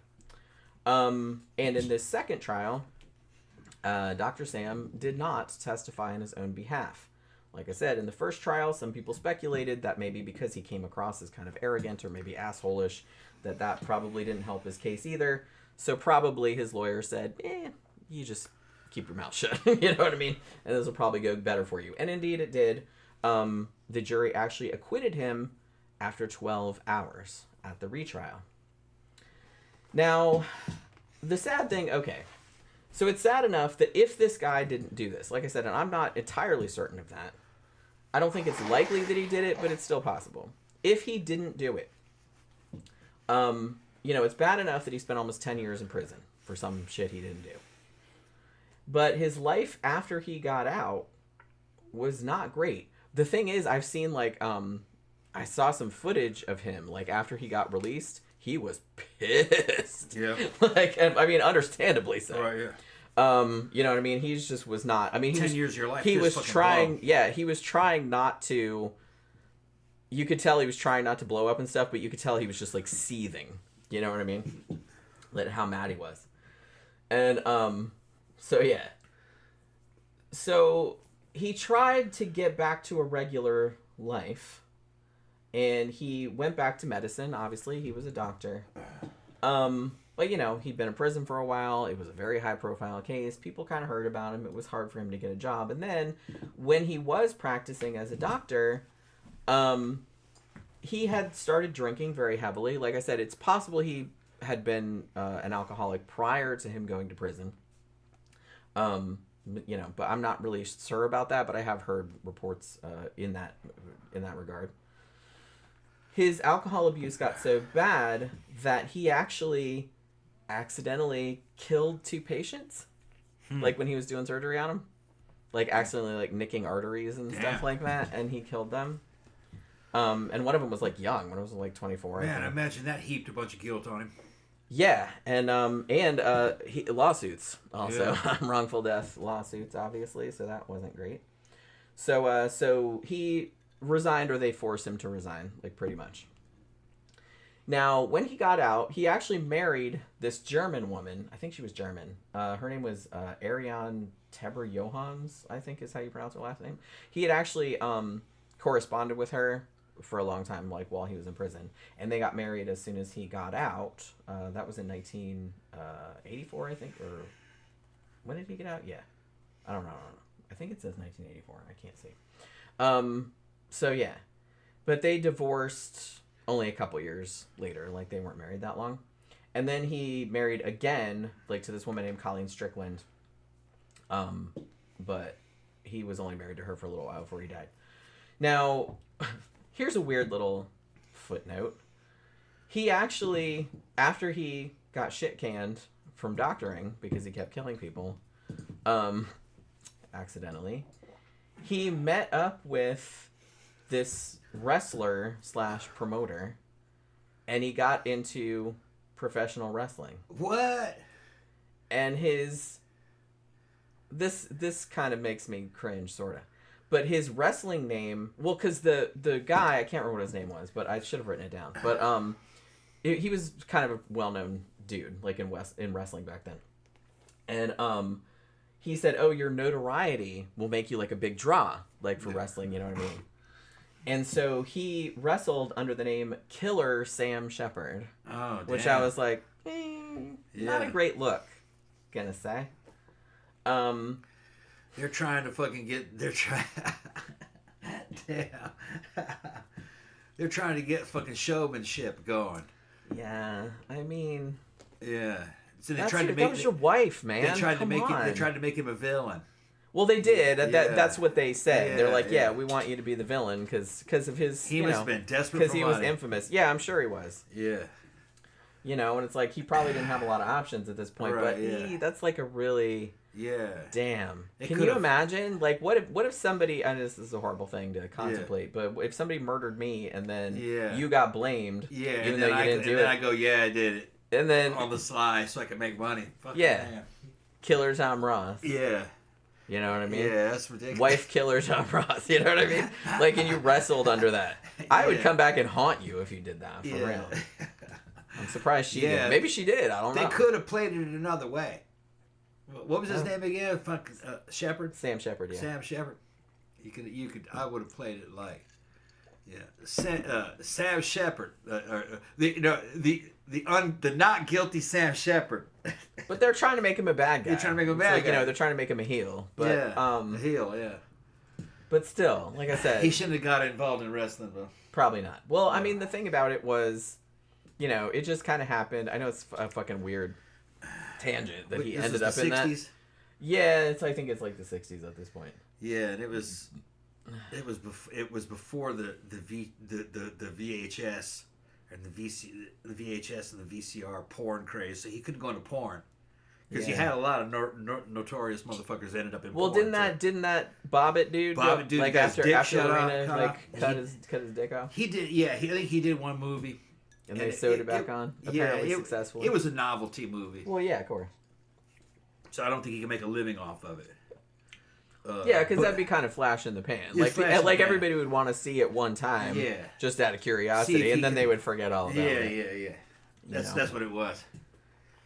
And I can understand, trying to trade on your fucking infamy for as long as possible. I didn't see it. After a time, it just gets kind of sad. I actually kind of forgot about it until now. I wouldn't mind go back and see it. But I heard Howard Stern was talking about it, and he said it doesn't look bad. It says he's not huge, but you can tell something happened, but it doesn't look that bad. Right. That's because, like I said, I think people would only want to see it because of the novelty. You could want to know, what's it look like? Man, is there a big ass scar on it? Yeah, probably. I don't think I ever watched it. I wasn't that interested. If I remember correctly, fucking Stern was talking about the size, but he says it may not have been big before. So Yeah, like I said, I don't know. He said it wasn't small, but it wasn't big. It was just average. Just average. Yeah. I've been wanting to do a show about Lorena Bobbitt for a while, but it'd be a good show. Yeah, it's in my list. That's a retro fucking show right there. Well, yeah. Well, another thing that would be good, man, is do a show on fucking Howard Stern, the rise and fall of Howard Stern. We'd probably get all kinds of fucking Howard Stern flack from fucking the fans. I'm not sure how many fans he has anymore. Well, I mean, I'm sure he still does, but it might not be as rabid. They're not rabid back in the day. Yeah. But yeah, so like I said, not a great look when your wife got murdered, whether you did it or not. To go raffling, calling yourself. That's the southern version, wrestling. Killer. I mean, not great. So, but he wasn't a wrestler for very long. Yeah. He was in, I think, about 40 matches. And apparently he also invented a move, I don't know what it's called. I can probably imagine it, called the mandible claw. Which, yeah, I can kind of imagine it. So he actually died. I think I said he married in 1984. It was actually 1964. I'm just blind and I can't fucking see. I can't tell the difference between a 6 and an 8. So he actually died a while back. He died in 1970. And the cause of death was, and I'm sure I'm pronouncing this wrong, was Wernicke's encephalopathy, which is some kind of brain thing that you get from drinking too much. Because he was a bad alcoholic. So he was only 46 years old when he died. Young man. Yeah. And he looked pretty rough. I mean, like I said, if he didn't do it, the poor guy was in prison for a long time for shit he didn't do. Life got him. And then he was a wrestler and he was a bad drunk. So yeah, so he looked older than 46. Older than a 46-year-old would normally look nowadays. So there was that whole thing. Many years later, in 1999, his son Chip and the estate sued for wrongful imprisonment. So this was like a civil trial. Obviously, Sam Sheppard was long dead at this point, but Chip was trying to clear his dad's name. So, he sued. But the problem was, I think this is what you were thinking of earlier when you saw the thing where the dude was all upset and everything like that, was because the jury came back, basically ruled against him. And it seemed like most of the jury still thought that Sam Sheppard had done it, even after some new evidence was presented. I don't think a lot of the forensic evidence that they found later, or that they figured out later, was presented at this trial, the civil trial. So they just thought there wasn't enough evidence for someone else, I guess, and they didn't want to overturn it. So it's weird because he's not... It's considered an unsolved case because no one was convicted. He was convicted, but the conviction was overturned.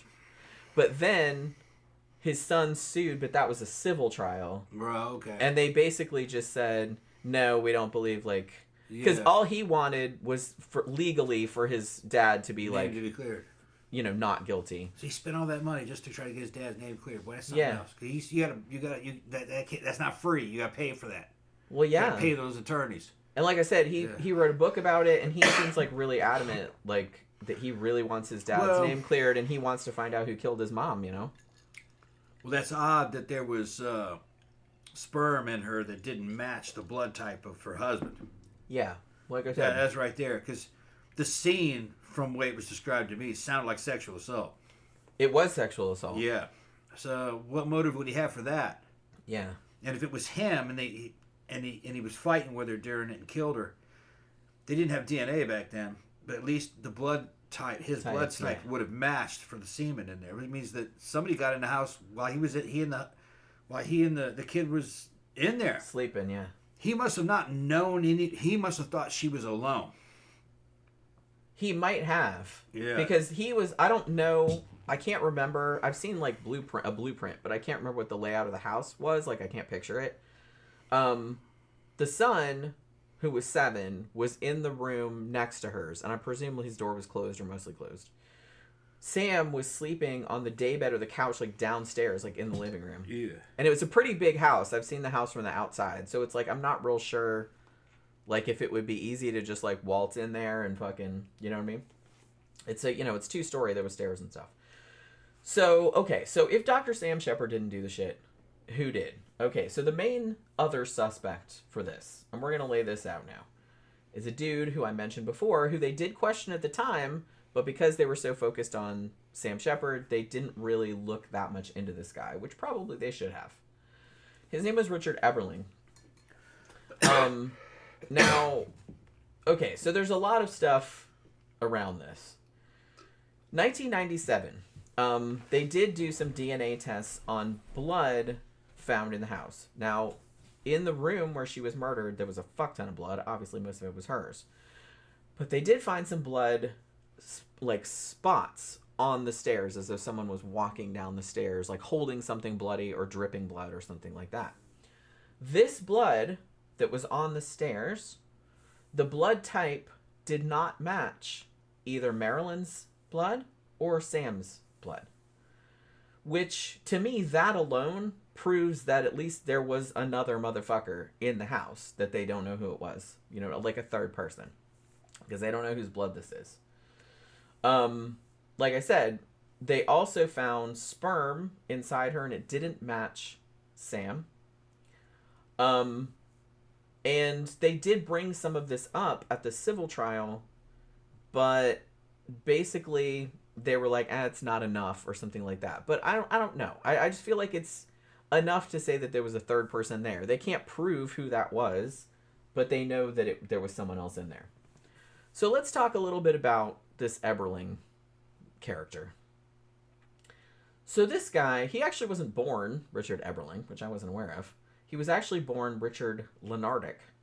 And he was from Cleveland, Ohio, where this took place. And he, basically, like I said, he was known to the Sheppard family. He was a handyman in the neighborhood and had worked in many houses in the neighborhood, including theirs, like washing windows and just doing handyman shit. You know what I mean? Now, here's the thing.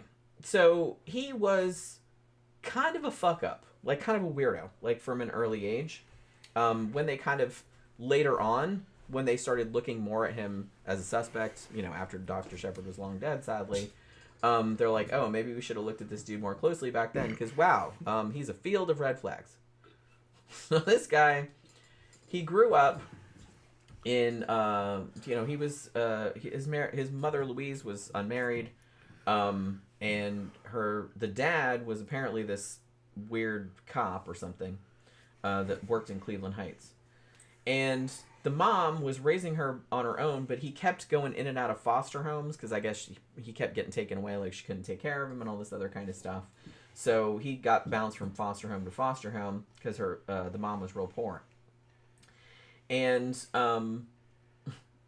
he also, they said even from an early age, he had like tantrums, was kind of obsessive compulsive, language delays, like he didn't learn to talk until later.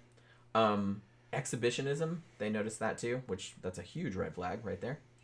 And because he was such a bad kid, a lot of the foster families like basically sent him back. You know what I mean? So like I said, that's why he bounced from foster family to foster family, because he was a hellion. You know what I mean? They couldn't handle him. Now, when he was 10 years old, and this was in 1939, he got placed with George and Christine Eberling, who lived on a farm in Bay Village. And they basically would adopt foster kids, like, to work on the farm. You know what I mean? Cheap labor, I guess, is why they did it. I don't know why. And there was some talk at the time that he actually got pretty close to his foster mom, and that maybe he had... Because they said he liked kind of, quote-unquote, effeminate things, like cleaning and decorating instead of playing outside. I think he may have harbored maybe some, not, he wasn't gay, but I think he may have harbored like some bisexual tendencies. I'm not really sure about that. Interestingly, his foster dad, George Eberling, died in 1946 from what was officially ruled a stroke, but there were suspicions that he had been poisoned and that perhaps Richard Eberling had poisoned him, but they couldn't prove it. So just saying that. Now, Christine, his foster mom, died in 1966, and Eberling inherited the farm and he sold it, and then he kind of went into business. And this is when he changed his name legally to Richard Eberling. That was in 1948, and he started like a window cleaning business. And then later went into like house cleaning, interior decorating, all this other kind of stuff. And he would actually work in all of these affluent neighborhoods in the Cleveland area, much like the neighborhood that the Sheppards lived in. Now, this bitch was also a fucking thieving little shit. Like, he would steal everything. And he would go into people's houses, like, to clean them or whatever, and he just stole shit. You know what I mean? Like, he got multiple convictions for petty larceny. It was jewelry, just anything that was laying around. He would take it. But they said he was, like, real, like a lot of sociopaths tend to be, I guess. Like, he tended to be, like, real charismatic. And so he actually kind of got friendly with, you know, some sort of prominent figures, which actually kind of got him out of some scrapes, I guess. And got him some jobs when maybe he shouldn't have got them. You know what I mean? So there was that also. He also had a dude that he hung out with all the time named Obie Henderson, who was kind of his partner in crime, sort of thing. So in the early 1950s, it so happened, Richard Eberling had been hired by the Sheppards to wash windows at their house in Bay Village. He was about 25 years old in 1954, like when the murder occurred. And he later said that he had actually gotten pretty friendly with Marilyn. Like, he would hang out with her and her son, and he thought she was very attractive. Said she had a California look. He seemed to like, I was listening to this one author that wrote a book about this case, and he had actually talked to Eberling, like, in person. And he said, I think that Richard Eberling had the classic virgin whore thing about Marilyn. Because he always said, oh, what a nice, honest, like, honorable woman she was. But then he would talk about, oh, she'd wear these little tight shorts and all this other kind of stuff. Like, he seemed to have, like, this weird dichotomy about her. And he did say, like, later on that he did find her sexually desirable. And that maybe there were speculations raised that he might have been kind of obsessed with her a little bit. Now, Richard Eberling actually did admit that he had washed the windows at their house on July 2nd, 1954, 2 days before the murder, and that when he was in there, he had cut his finger, and that's how his blood got in the house. Because they didn't... Okay, so here's the thing. When they tested the blood that was on the stairs in the house, they didn't know if it was Eberling's blood or not. They still don't know. They can't rule him out, but they said there's not enough there. You know, it's too degraded. They can't tell. But they can't rule him out. But they basically, before they even knew... they asked him, well, how would your blood get, you know, just to see what he would say. How would your blood get in their house? And he came up with this story, 2 days before I was there washing their windows or fixing their windows, and I cut myself and I bled in their house. So, interesting that he would kind of say that. And interestingly, too, this, like, happened later when he got, like, arrested for some burglaries. And this is also when they found 2 of Marilyn's cocktail rings in his possession that he had stolen from the house. He claimed that he stole them later, like after she was dead, that he got them from somebody else's house, like after, things had been dispersed after her murder. But, no one's really buying that. Because like I said, he stole shit from people all the time.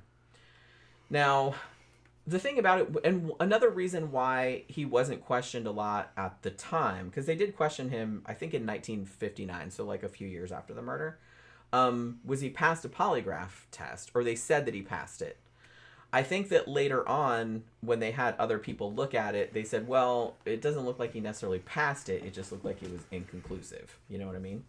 And when they said about the whole bleeding in their house when I was fixing their windows kind of thing, one of his coworkers, like a guy that worked for his company, said, no, I actually washed their windows that day. Like, he wasn't there. So, again, kind of fishy.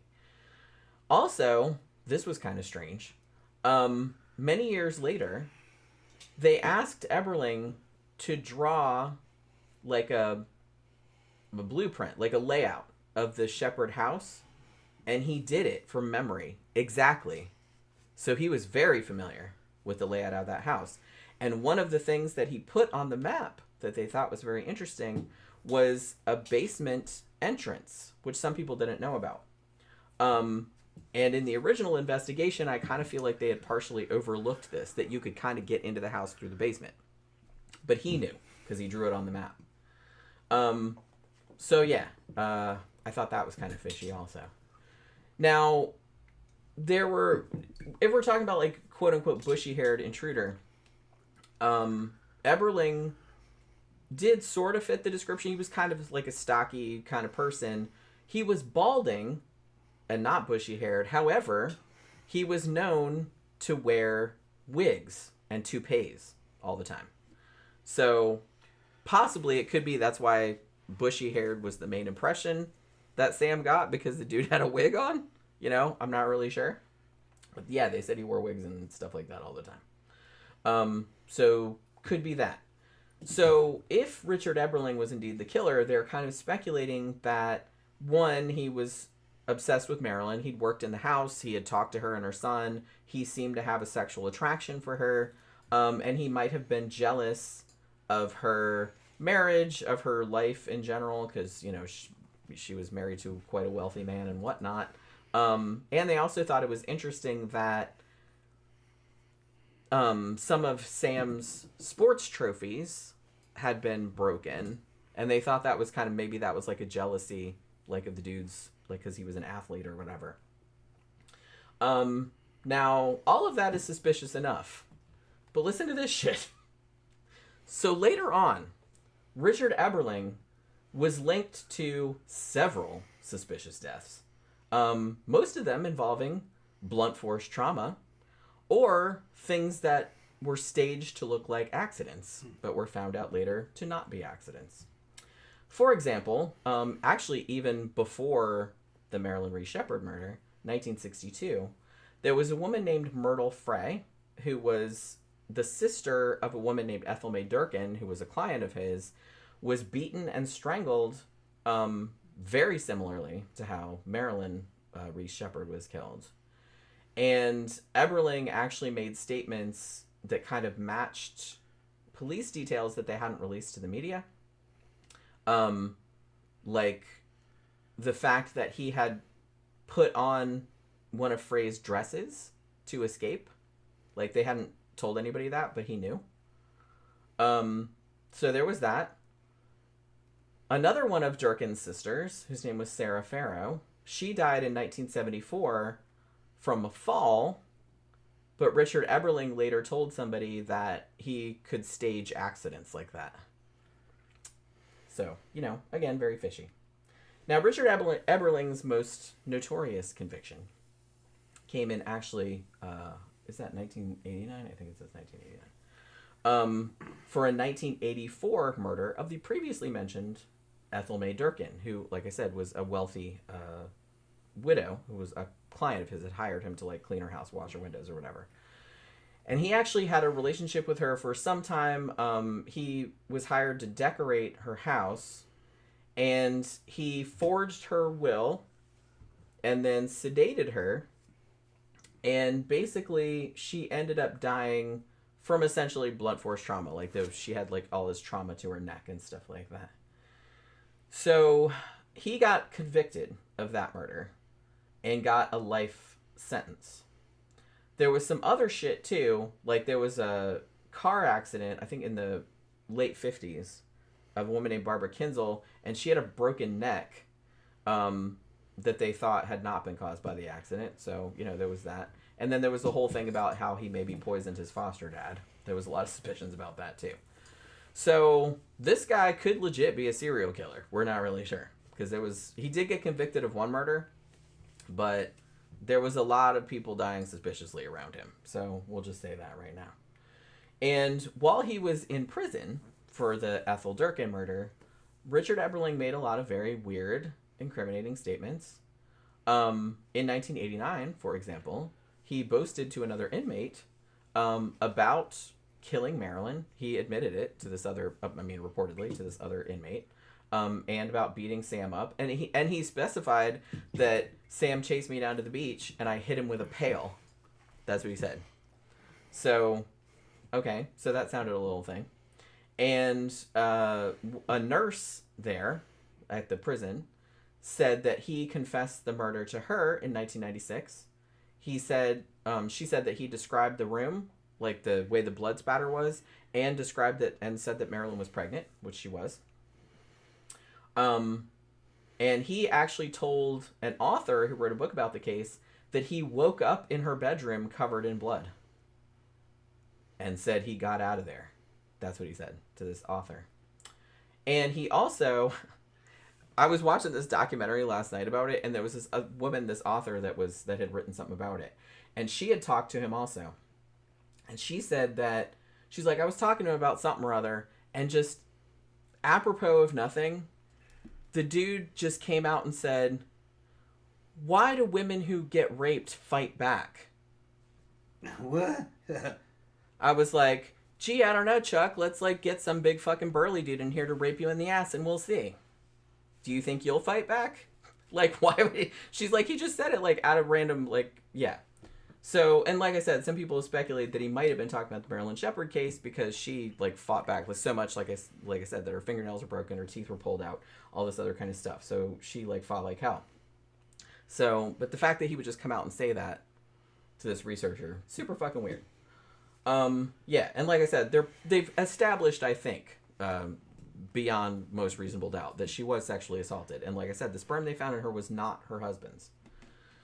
So yeah. This dude also wrote letters to the son, Chip, and they had some meetings, and he would kind of hint that he had insider knowledge about it, but he would just either deny it outright or would come up with alternative theories, but then he would almost kind of say something like that he knew some shit about it. You know what I mean? Like he was kind of toying with him. Like he got that impression. One of the things that he said, he's like, he thought that it was the neighbors, like Spencer and Esther Houck. Like Spencer Houck was the mayor, the first guy that, that Sam Sheppard had called, after the murder.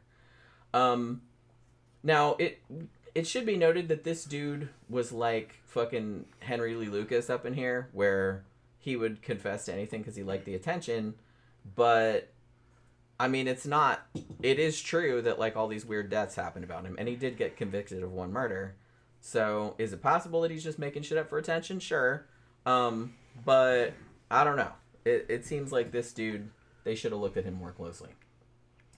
So, like I said, when they did, more advanced DNA testing, and found the third-party sample that matched neither Sam nor Marilyn in the house, it was another person's blood, and the spot that they found, like I said, very likely Eberling's. But the weird thing about it was that I think the fact that why the jury didn't buy it was because I think the prosecution argued that, so the sample was so old and it's there could have been contamination.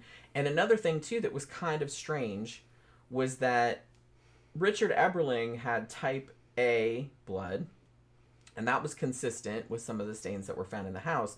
But then they found other blood stains in the house that were type O, which was nobody's blood type that was in the house. So they can't figure out who the fuck that belongs to. So I think that because of that, I think the jury was like, oh, well, forget it. Like it was too unclear. Like, maybe it was contaminated, you know? So they know it wasn't Sam's blood. They know it wasn't Marilyn's blood. They can't prove that it was Richard Eberling's blood, but they can't prove it wasn't either. Like, they can't rule him out. So basically, that was kind of their main thing. Like, when they went back to retrial, like the civil trial, they were trying to like use all this forensic evidence. But like I said, the jury didn't really buy it. I don't know if they didn't understand the implication, or they just, I don't know, or they just didn't want to hear it, or they thought it wasn't enough, or it wasn't clear enough. I'm not really sure.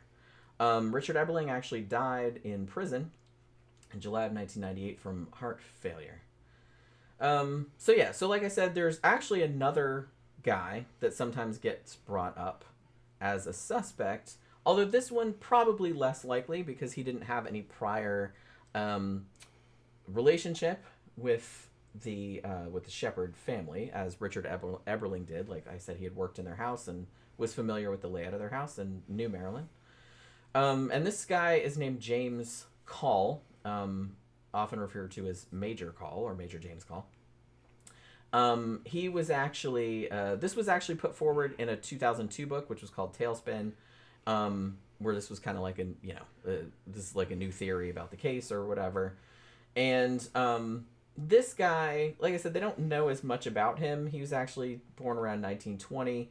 And he was actually a highly decorated U.S. Air Force major, and was kind of like hot shit, you know what I mean? He was just totally brilliant, everything like that. But then his wife died.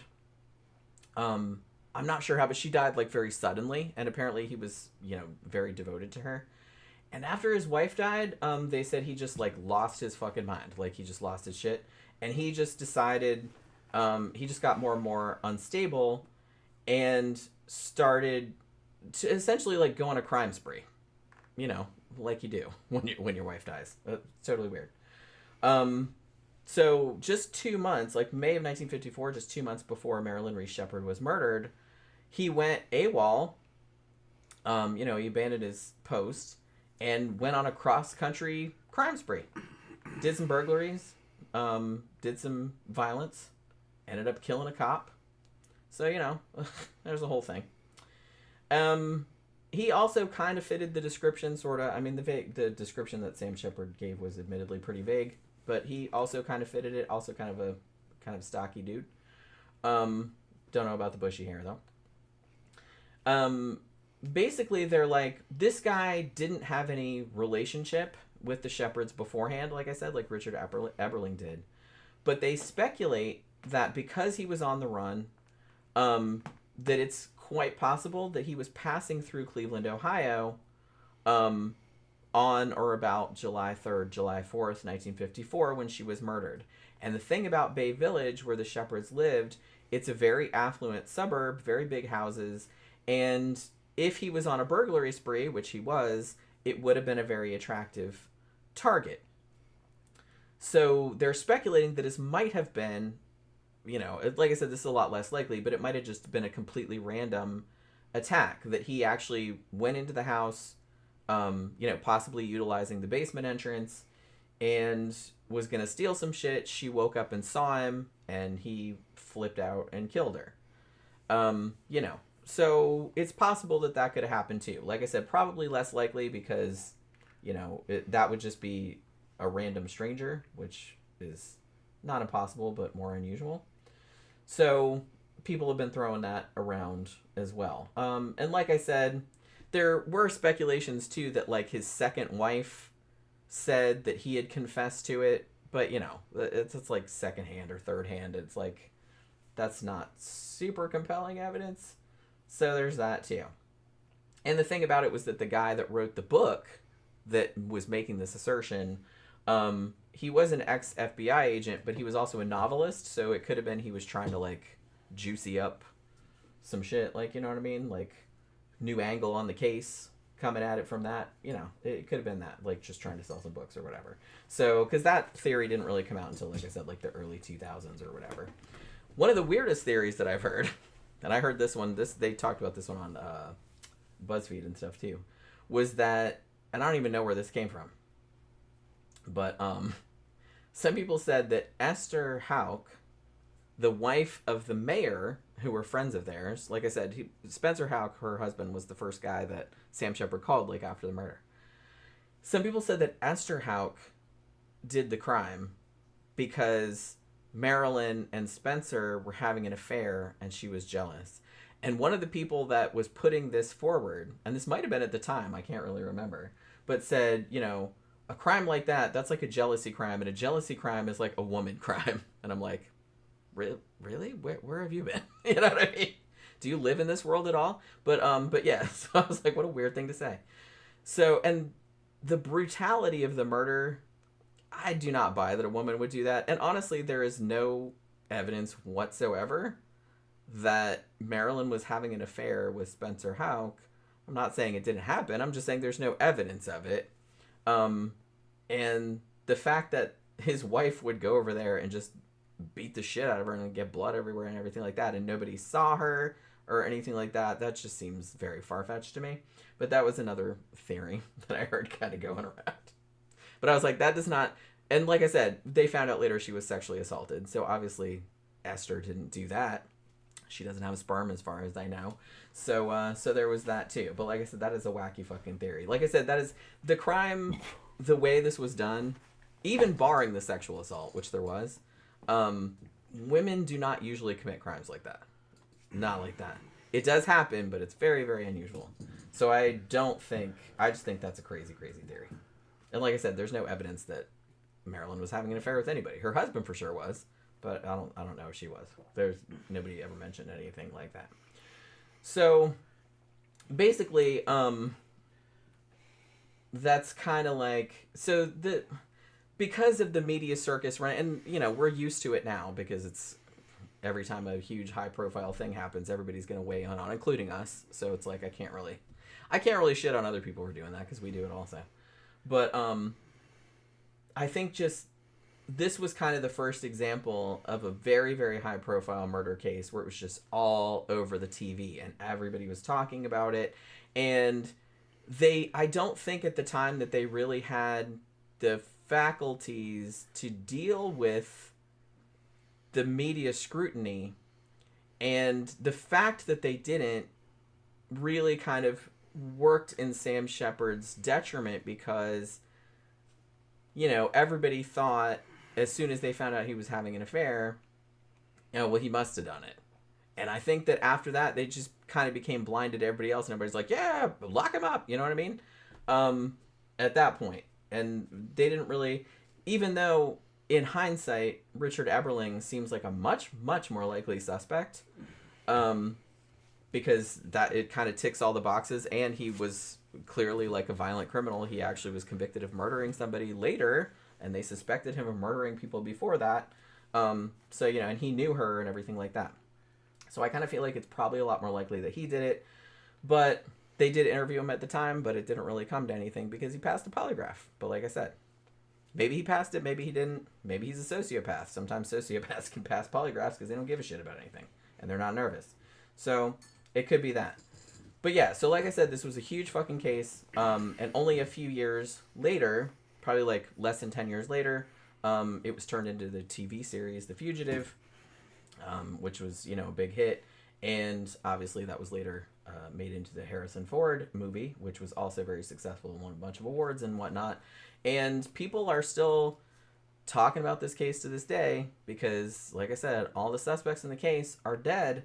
So barring some new bombshell evidence that they can pull out their ass, I'm not really sure if anyone will ever figure out what happened.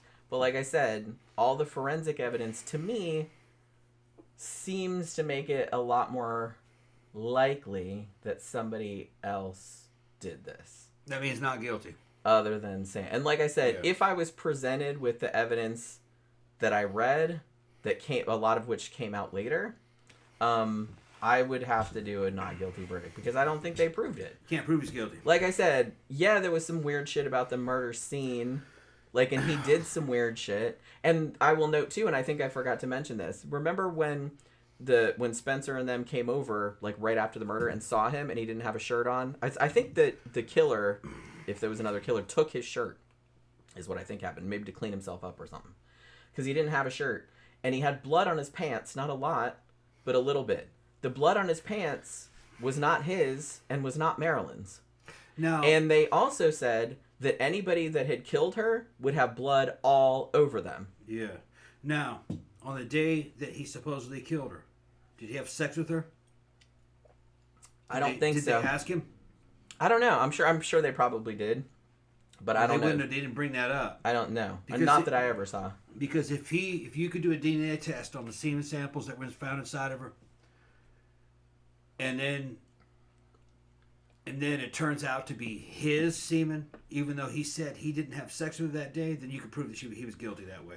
Yeah. If he said, then they go, what, you're lying? Why are you lying? Yeah. And he, well, maybe I forgot, but I don't. The thing is that no, if it's his semen in her, and he said he didn't have sex with her, then that would mean guilt. Yeah. I'd find him guilty. Like I said, I think people, because initially what happened with the affair was that he initially denied it, as most dudes probably would. But then later, after Susan Hayes came and talked about it, he's like, yeah, I did that shit. You know what I mean? So he did admit it later. But I think the fact... So maybe it wasn't even so much the fact that he was having an affair. I think that pissed people off. But I think the fact that he had lied about it at first. So they're like, well, if he lied about that, what the fuck else is he lying about? I think that was kind of what the thinking was, maybe. But if you get that semen sample and it turns out that it's not his DNA, that's another thing. It would lean towards he didn't kill her, that guy did. Especially if you couldn't find that donor. And from what I understand is that from the testing they could do on on the semen, it was not his. Well, what they could said, probably what they did say, I haven't read the court transcripts. They could concoct a story saying she was having sex with her boyfriend, who we don't know who he is, but he found out and he killed her. Well, yeah, that's obviously what that's one of the ways. So just if that's not his DNA, it doesn't mean he's innocent. It's like, yeah, she's banging the pool boy or whatever. Right. You know what I mean? But if you can't lock down, you can't find the donor of that DNA, then I would find him not guilty. Yeah. If they didn't have a concrete test on that DNA, I will find him not guilty. Yeah. Well, they didn't. Because I have a reasonable doubt. Yeah. They have to prove guilt beyond a reasonable doubt. Yeah, you have to prove it. And if they can't prove that semen was his and it's kind of like it probably wasn't, then then that's introducing another person into the situation, which means that he might not have killed her. If the DNA was his, and he said earlier that he did not have sex with her, then that might be something else. Yeah. Yeah. Then he may have done it. Yeah. Okay, I'd probably have to find him guilty. Because that would be sus that he lied about that. Yeah, that he lied about having sex with her. Yeah. But it's like, that's his wife, you know what I mean? Yeah, why would you lie about that? Right. Yeah, that would be suspicious. Say you're guilty. I agree. And the only defense was, I forgot. Yeah. But they would probably in the modern day, when they had that DNA, they'd grill him over and over again. Are you sure? What time did you have? What'd you do? That kind of shit. Yeah. And if he wasn't sure, I don't know. I don't know if I had sex with her or not, that might be. I was drunk at the time. Well, it could be that he might confuse the days. Yeah, that happens. Yeah, that shit might happen. Yeah. If it wasn't his DNA, I'd have to let him go. From everything that I read, I'm pretty sure it's not. Or at least that they can rule him out. They don't know whose it is, but they're pretty sure it's not his. You see what I'm thinking? Let's say she was having an affair.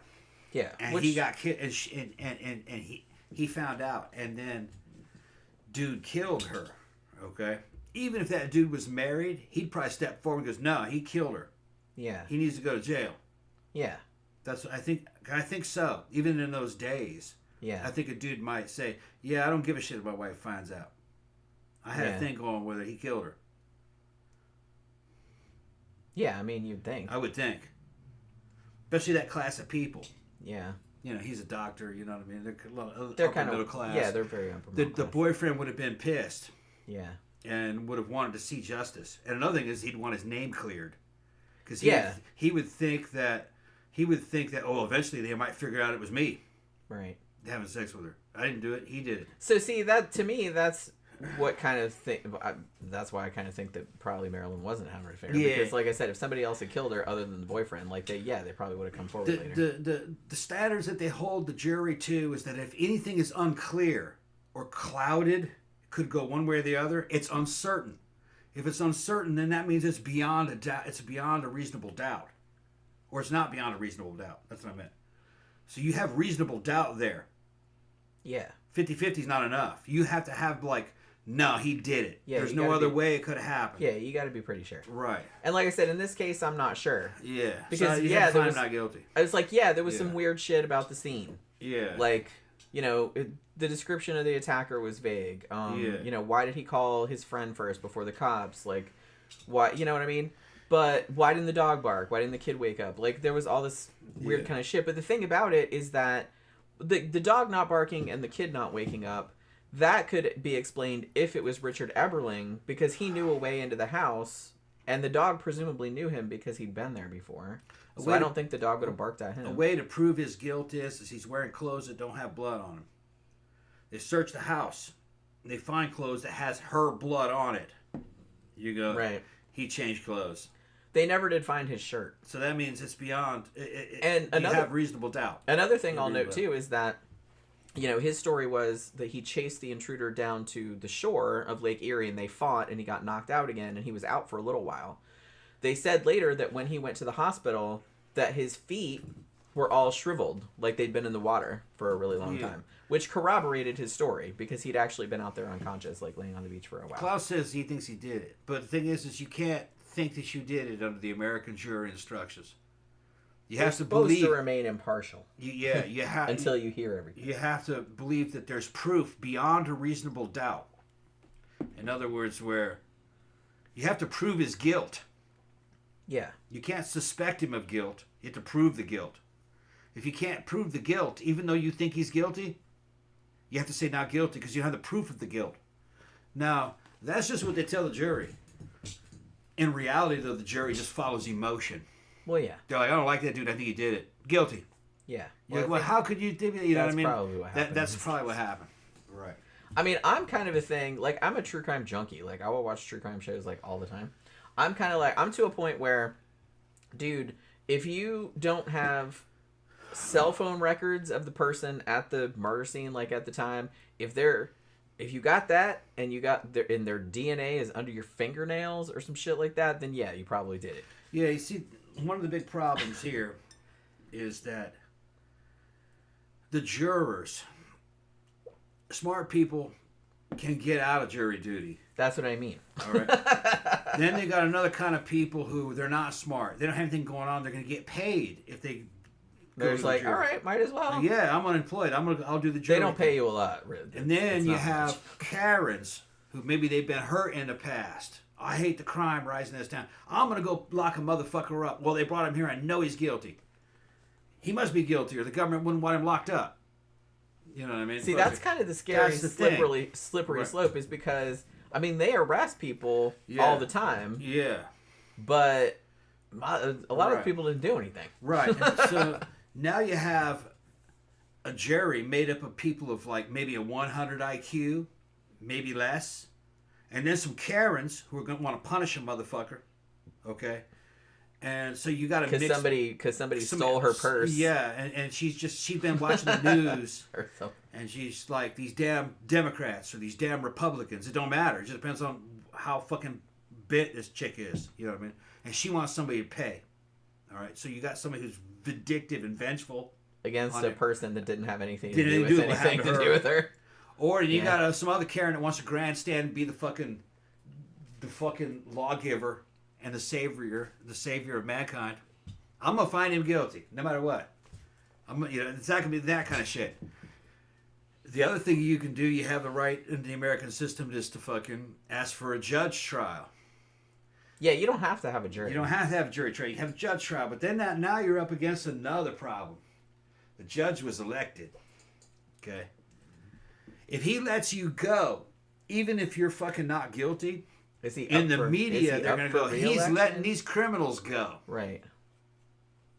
All right. So that looks bad, and that might affect his reelection. So they don't really have a free reign. And the judges are more like a politician. And a politician is about as trustworthy as a used car salesman. That's how bad they are. If you're accused of a crime and you're innocent, probably the best thing or not guilty, best thing you could do is probably run. Bond out, leave the country. Don't ever come back. That's probably what I would do, honestly. Yeah. Your chances are a lot better. Well, yeah, like, I would be scared because it's like, even if I didn't do it... Right. And I know I didn't do it because I wouldn't do anything like that. Right. So it's just kind of like, but if they like sit there, who knows? Yeah. What could happen? And it's like they could railroad you all kind of ways. Yeah. And I wouldn't trust them like not to do that. Problem is, So yeah, I'd probably like run. Yeah. I'd probably go to Mexico. The thing is that you got to ask yourself, well, the worst they can do to me probably be a couple of years. Are you willing to fucking run and never come back for a couple of years and maybe fail where you're going? And then if they bonded you out, if your family bonded you out, so you could fight the trial, did they use all their homes as collateral to fucking meet That's your what bond? I'm saying. It's just then they're gonna take like, your family's home. Yeah. So they're holding your home. The It's homes a shit of your show all around. families. Yeah, they're holding the home hostage. Because if you don't got money, like you're not gonna get any justice. I can tell you. No, unless you own a home or you're financing a home, they'll put a lien against that to cover your fucking bail. There should be bail. There shouldn't be bailless. If a dude fucking commits a murder, kills a bunch of people, they can't go, well, you know what? You're poor, so we're gonna let you go because you can't meet bail. That's not fair. They let those dudes out and they kill more people. Because that is statistically, if that dude's in there, especially they look at the bitch and he's been arrested fucking 15 times for crimes of violence. That's usually what the perpetrator looks like. They know he did something because he did shit in the past, prior convictions and everything. So the accusation, you should just lock him up and awaiting trial. They're probably gonna find him guilty anyway. Nobody's gonna be posting his bond. His own family probably won't post his bond. They're probably sick of his shit. They're sick of that bitch. They might go to the judge and says, don't let him out. He's gonna kill somebody. That dude that stabbed that girl. That's what that guy's mom said. Don't let him out. Well, And I mean, he good for killed her. that girl. Because honestly, sometimes Yeah. I see shows about some motherfucker that does a horrible murder, and like the family like rallies right, even though it's very very clear very obvious that they the did dude it, fucking is guilty, and it's just kind of, I would like to think that if somebody related, and nobody related to me would do this because they're all lovely people, but if they did, I'd be like, yeah, no. I would turn your ass in. That thing that's happening now with that girl on the train, the fucking white Ukrainian girl got stabbed in the neck. I watched the whole fucking video. I watched her die. That dude was out of his mind, fucking crazy. But he'd been in and out of prison fucking 15 times, or charges 15 times. And the last time he got in trouble, his mother fucking told the fucking judge, don't let him out. He's gonna kill somebody. He's fucking crazy. They let him out. Yeah. They put him in a little program other than jail program, and he killed her while he was in that program. His mama knew. Yeah, she's like, You can see in the video that she's bitch like, is I fucking birthed crazy. that motherfucker. Yeah. He's an actor. Yeah. He's a maniac. So the American system is pretty good, but that's not saying much. I mean, in other countries, it's much, better much than worse. the alternative. Yeah. Which isn't saying a lot, like you said, because the standards are pretty Yeah, the low. standards are very low. Other countries, you're just fucking guilty, and they torture you and shit. Fucking, if you went to prison in Iraq, fucking, you'd end up in Abu Ghraib. They'd stick fucking rubber hoses up your booty and fucking prolapse your colon and shit, pulling that shit out, sexually assaulting you and hanging you from the ceiling. From fucking shackles on. Well, it's just like the fucking witch trials. It's like witch if you trials, torture somebody, they're gonna tell you anything you want to fucking hear. Yeah. Just to make you stop doing it. Yeah. There's, Yeah. you would make shit up. Anybody would. Most third world or developing countries, the priority is not to find out if you're innocent or guilty. They don't care. They take all accused people and use them as a fucking example of what happens when the state gets hold of you and they fuck you up. And they use that as terror to keep people in line. Well, yeah. I mean, it's like, You don't want to be accused of anything because this is what they do to you, whether you're guilty or not. So we got a decent system if you look at what the standard is. It could be a lot better, though. AI would probably be really good at figuring that out. You're removing the human fucking element. I would probably, and that's what it is. in some ways, that might be better. AI might be better, but in some ways, it might be worse. Well, I don't know where I fall. What you have to do is you have to give it because you're taking emotion out of it. Emotion out of it, which might be good. In some regard. That way it's totally impartial. And that's what in that old 50s fucking sci-fi movie The Day the Earth Stood Still. When that guy showed up and he's trying to make contact with mankind. And he's got a robot with him, Gort. And he goes, look, if you all don't stop this nuclear testing shit, Gort's going to wipe your planet out because you're a fucking threat. And remember they shot him? Yeah. They shot him. And they go, what are you talking about, Gort? And he goes, yeah, we gave up all of our authority to the fucking, these robots. They're our judges They're in smarter than we are. execution. They're smarter than us. And fucking, basically, At least they admitted the it. whole system was run by AI. That he says there's no chance of corruption. You know, so it's their guardians. I think he called it Guardian. We should probably review that movie. Yeah, I don't think we reviewed it. that was one of the fucking very I'd have to look, but I earliest don't think good we did. science fiction movies. That's a great movie. that I had really- shit I like to that say. You know, it was Maybe we reviewed it. But I The don't Day think, the Earth Stood Still. I don't think we did. Not the Keanu Reeves remake, the original, the black and white. Yeah. We got another super chat Yeah, what from do you- Papa. Another great show, you guys. Thank you. Thank you for the entertainment show support, Yeah. guys. Thank you very much. Tammy also see. Okay.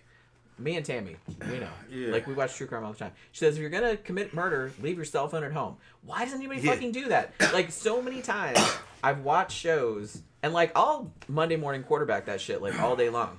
Yeah. And even if they're not doing the murder, like, they're going to dump a body. We're going to drive out to the desert. Like, they killed somebody in Vegas, for example, like, when I saw the other day. And they're just like, they're going to go out to the desert and dump a body. Okay, good idea. They maybe not find it. But they took their fucking cell phone. Yeah. They took their cell phone. Well, They're going to check your fucking cell phone records, you dumbass. A lot of people Don't take it with you. a lot of people are fucking slow on the uptake. They don't know how Fuck. technology works.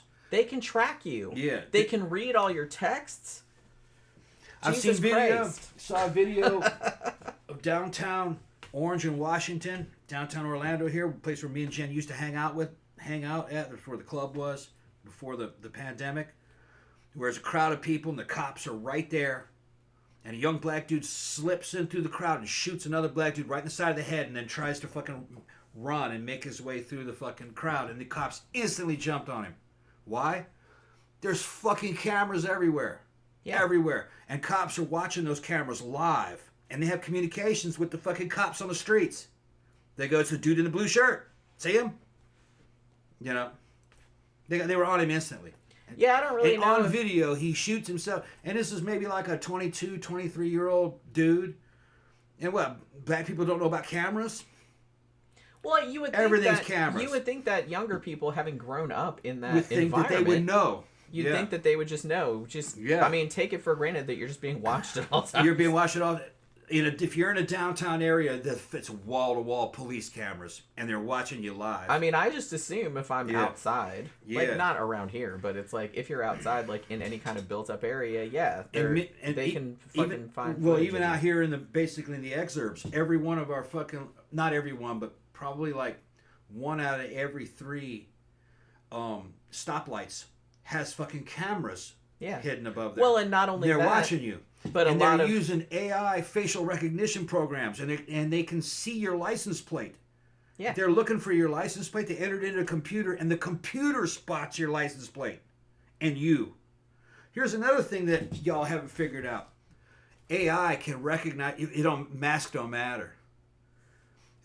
AI can recognize you by gait recognition, how you walk. It's like a fingerprint. They know exactly who you are, but by how you walk. If they know how you walk, they know who you are. Every few seconds of video, they go, "Oh yeah, that guy. He was a dude that killed this dude on the other side of town 4 months ago."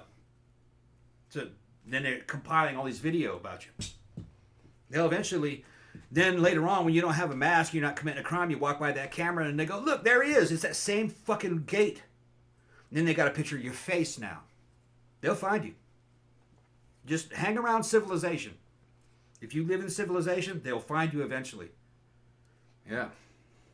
What I was gonna say too is that it's not only just traffic light cameras, of which there are many, even around here, and we live kind of semi-rural. Businesses also have cameras Yeah. on the outside, Yeah. on the parking lot, and all Yeah. that kind of stuff. Like most businesses have that, so they've solved a lot of crimes that way just by like finding somebody. Like Yeah. I remember when I saw a while back where a restaurant happened to have some cameras, like, and they saw like the dude like dumping shit in the dumpster behind the restaurant, and they got a clear shot of his face. Another thing that amazed me is these low rent motherfuckers will try to rob people for cash. Anybody with money doesn't carry cash. It's all fucking ATM cards or credit cards. There's no cash on them. And it's like they don't know about that because they deal with cash and check cashers. You know, they go to a check casher and pay a certain amount of money and cash their little check. They don't have a bank account. So they're carrying cash in their wallet. And they think rich people walk around with big wads of cash. No, the richer a motherfucker is, the less cash he's carrying. Because that's insecure. You can get robbed. Everything's cards. Can't steal those. You steal that card, go ahead and try to pull some money out of it. Watch what happens. Camera's right there. Well, the second it gets stolen, you can put a deactivate lock the card. on it. Yeah, you deactivate the card. And you try to use it, and immediately it has your face now. And what are you gonna do? That's another face? thing that kills me is, and I see this a lot on true crime shit too, is that somebody will kill somebody, and then like a few days later, they have a nice, beautiful picture of their face on the ATM camera. Trying to use the ATM Trying to card. use a card. I'm like, ATMs have had cameras Yeah. for decades. Yeah. Have you guys not figured that out? Yeah, you haven't figured that out? It's like they can see your stupid face. Yeah. At least some of them are smart enough to have like a mask on or something, but Jesus Christ. Eventually they'll catch you with that too. I mean, it's just stupid. It's I don't not know. enough. Like I said, I'm not trying to give criminals tips or anything like that. It just seems like, thankfully, a lot of them are pretty dumb, it seems. Yeah. You know. Well, most of them are dumb and they're doing stuff that's small dollar value. It's not worth catching them. But if you kill somebody, especially what they consider to be an important person, they don't care really as much as if you kill an unimportant person. You know, dude from a poor family who has a criminal record, they don't really care about that. If they can prove that easily, they'll use that murder to lock you up to get rid of you. But they don't care about that dude you killed. No. It's just they're trying to. They didn't like him either, most likely. You know, so they just, you know, they get that by. Dude goes to jail on a drug charge and he wants to get out. He's really fucking jonesing and he's going like, man, I ain't spending a year in here. I got to get back to my dope. And he goes, I know what I'll do. I want to talk to the fucking prosecutor. I want to talk to police or whatever. He talks to him. And he goes, look, if you let me out of here, I'll give you a 5-year-old murder. You remember Smedro? Oh yeah, Smedro. Yeah, I know who killed Smedro. And fucking, you willing to testify? No, I can't testify, but I can show you where the body is. I can show you how to catch it. And then they let him go. That's how they kill a lot of them. It's something from 5-6 years ago. Because the dude who killed him told everybody, and all it takes is one of those dudes to be facing charges, and he'll rat the guys out. Elizabeth says, I wonder if it said the Idaho guy had his phone. See, you know, I don't understand. I don't understand why if you're going to do a crime, you take your cell phone. Leave the shit at home. Yeah. Because then it'll look like you were home all night. Yeah. Why would you? Yeah, let me ask y'all something. You know, I'm ex-military and shit, fucking from combat arms, fucking units in the infantry, airborne infantry. Do you really think Special Forces and Delta Force runs around with cell phones, taking fucking pictures of shit? In this last war between Russia and Ukraine, you had Ukrainians running around in combat, doing selfies and posting while they're in combat or they're back at their camps or at some base somewhere in a rear area. The Russians were intercepting all that shit. They could see all the photographs those dudes were fucking doing. They were listening to all their phone calls. And through their cell phone activity of Ukrainian soldiers and mercenaries, they were able to get targeting information to find out and send fucking drones over there to fucking kill dudes or artillery rounds or missile strikes.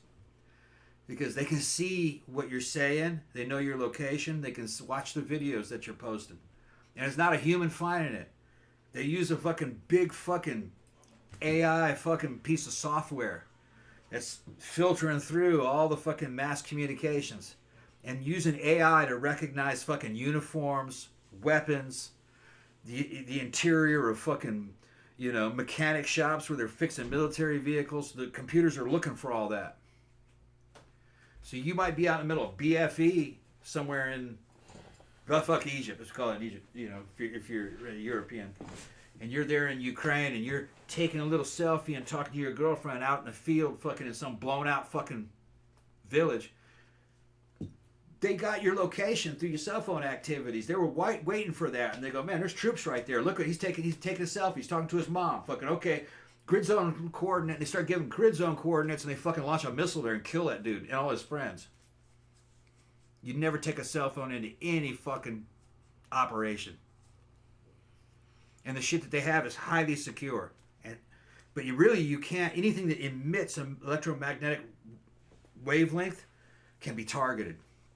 Any kind of, it may be scrambled. They can't see what the image is or hear what it is you're saying, but they know the location. They go, there's radioactivity over there or cellular activity, and they'll target that because there shouldn't be anybody there. We wiped that area out fucking months ago. That's the enemy. We don't have any friendlies over there, do we? No, okay. And that's the enemy. And they'll just send a fucking artillery strike over there because you called on the phone. Well, intelligence agencies can do that. FBI can do that. They can find you, figure out where you were. Even state police. Where your phone was. You lied to them. You said you were over here in some fucking alibi. But you had your phone with you when you dumped the body during your alibi. They know you were right there where they found that body. Yeah. I don't really understand why. Fucking stupid. Yeah. In the year of our Lord 2025, Yeah. Everybody doesn't know that by now. Leave your phone at home when you're dumping the body. That's duh. That's like criminal 101. I don't really get it.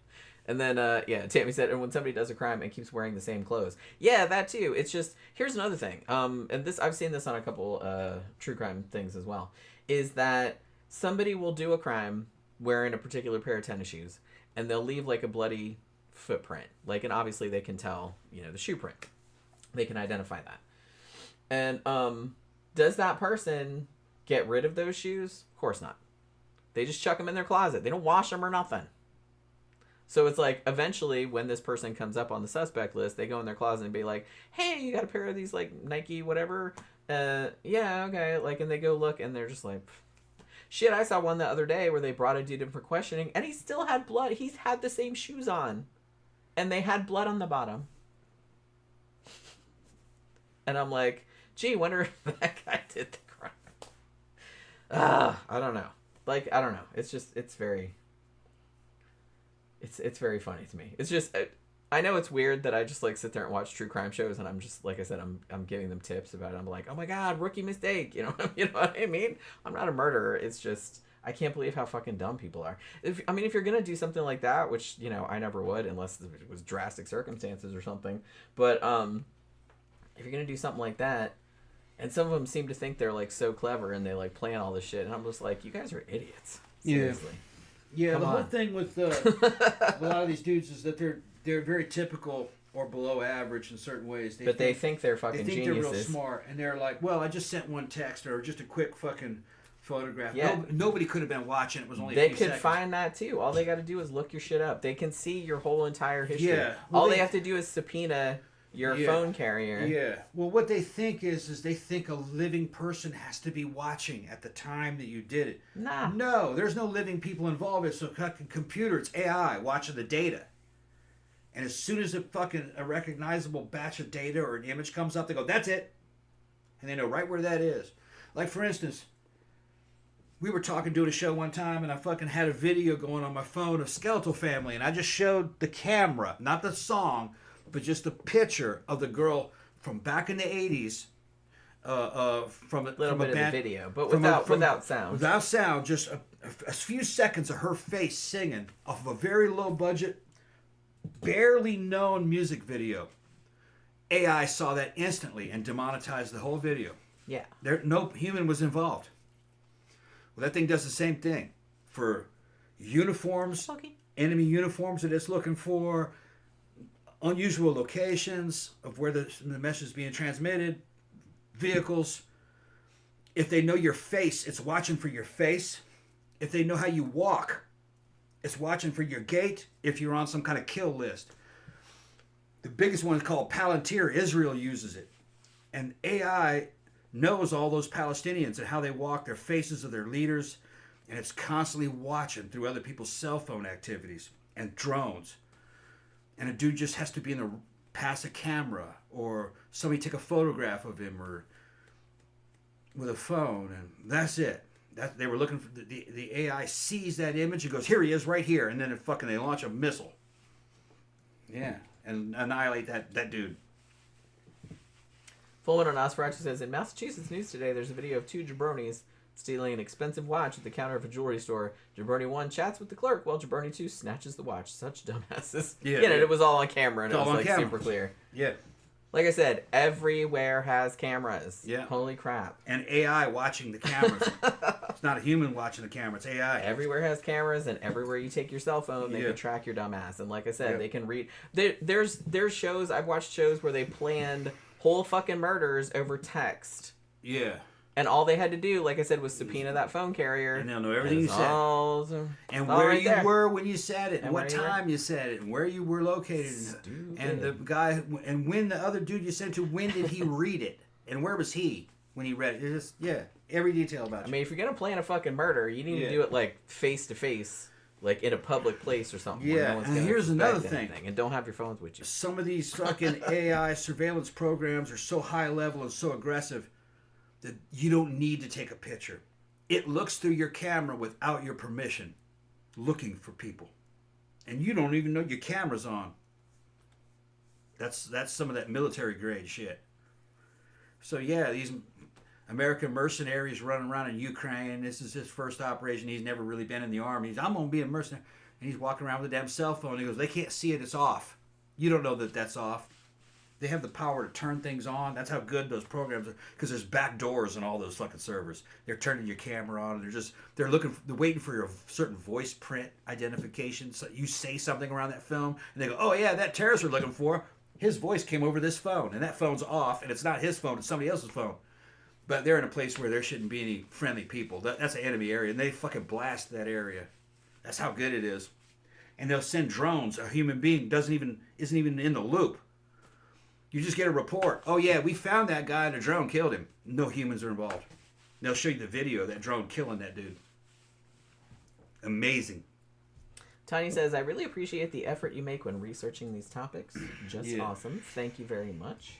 I do, like I said, I was always interested in this case. I wrote about it a long time ago in my book, and so I was excited to do a show about it because, you know, I'm like I said, I never made any secret about the fact that I'm really into the true crime cases. I don't know why, it's something wrong with me, I'm sure, but I'm just really into the true crime shit. That's the most interesting thing to me. Tammy, according to what I've heard based on gait recognition, no two people walk the same. It's like a fingerprint.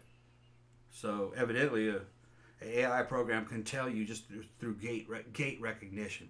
So putting a mask on doesn't help if they know how you walk. If they have videos of you, then all they need to do is just look for that gait, and eventually in cyberspace somewhere there's going to be a video of you walking, and they'll go, "We think it's this guy," and then they'll focus on you. And they go, "Yeah, that's him." And then they'll kill you or arrest you. But evidently they don't have in the U.S. they can't do that yet. You have to have all kinds of fucking, like you said, subpoenas and fucking warrants. But in warfare they can do it. That's why they do it. All right, I guess we're going to wrap it up. It's almost 10 o'clock. Yeah. So. And I got clean laundry downstairs I got to pick up. Oh, that's right. Yeah, I thought I heard the washing machine Yeah. earlier. All right. Okay, so we're gonna wrap up the show for this evening. Hopefully, you guys enjoyed it. Like I said, this was an interesting topic for me. I've always been into this case, so I hope you guys find it as interesting as I did. And we will be back again on Friday night for the Sidetrack show. We're not going out on Friday night. Going out on Saturday. Yeah. So we'll be able to stay on for longer and, you know, get drunk with you guys and stuff like that. This is actually our anniversary weekend coming up. Our anniversary is Sunday. Wedding anniversary. We've been together a long time, but we just got married September 14th, 2023. So this will be our second wedding anniversary. So we might do something for that. But yeah, so hopefully you guys can join us for the Friday night Sidetrack show. It's always super fun. If you've never been here before, that's our kind of open lines. Like, we just talk about whatever. We just kind of get drunk with you guys and talk about bullshit. There's no topic or anything like that. And it's always really fun. And it usually goes on for several hours, you know, and a good time was had by all. So, yeah, hopefully we'll see you at that. Have a good rest of your evening, wherever you are. Have a good day tomorrow. And we'll see you guys again on Friday night. Good night.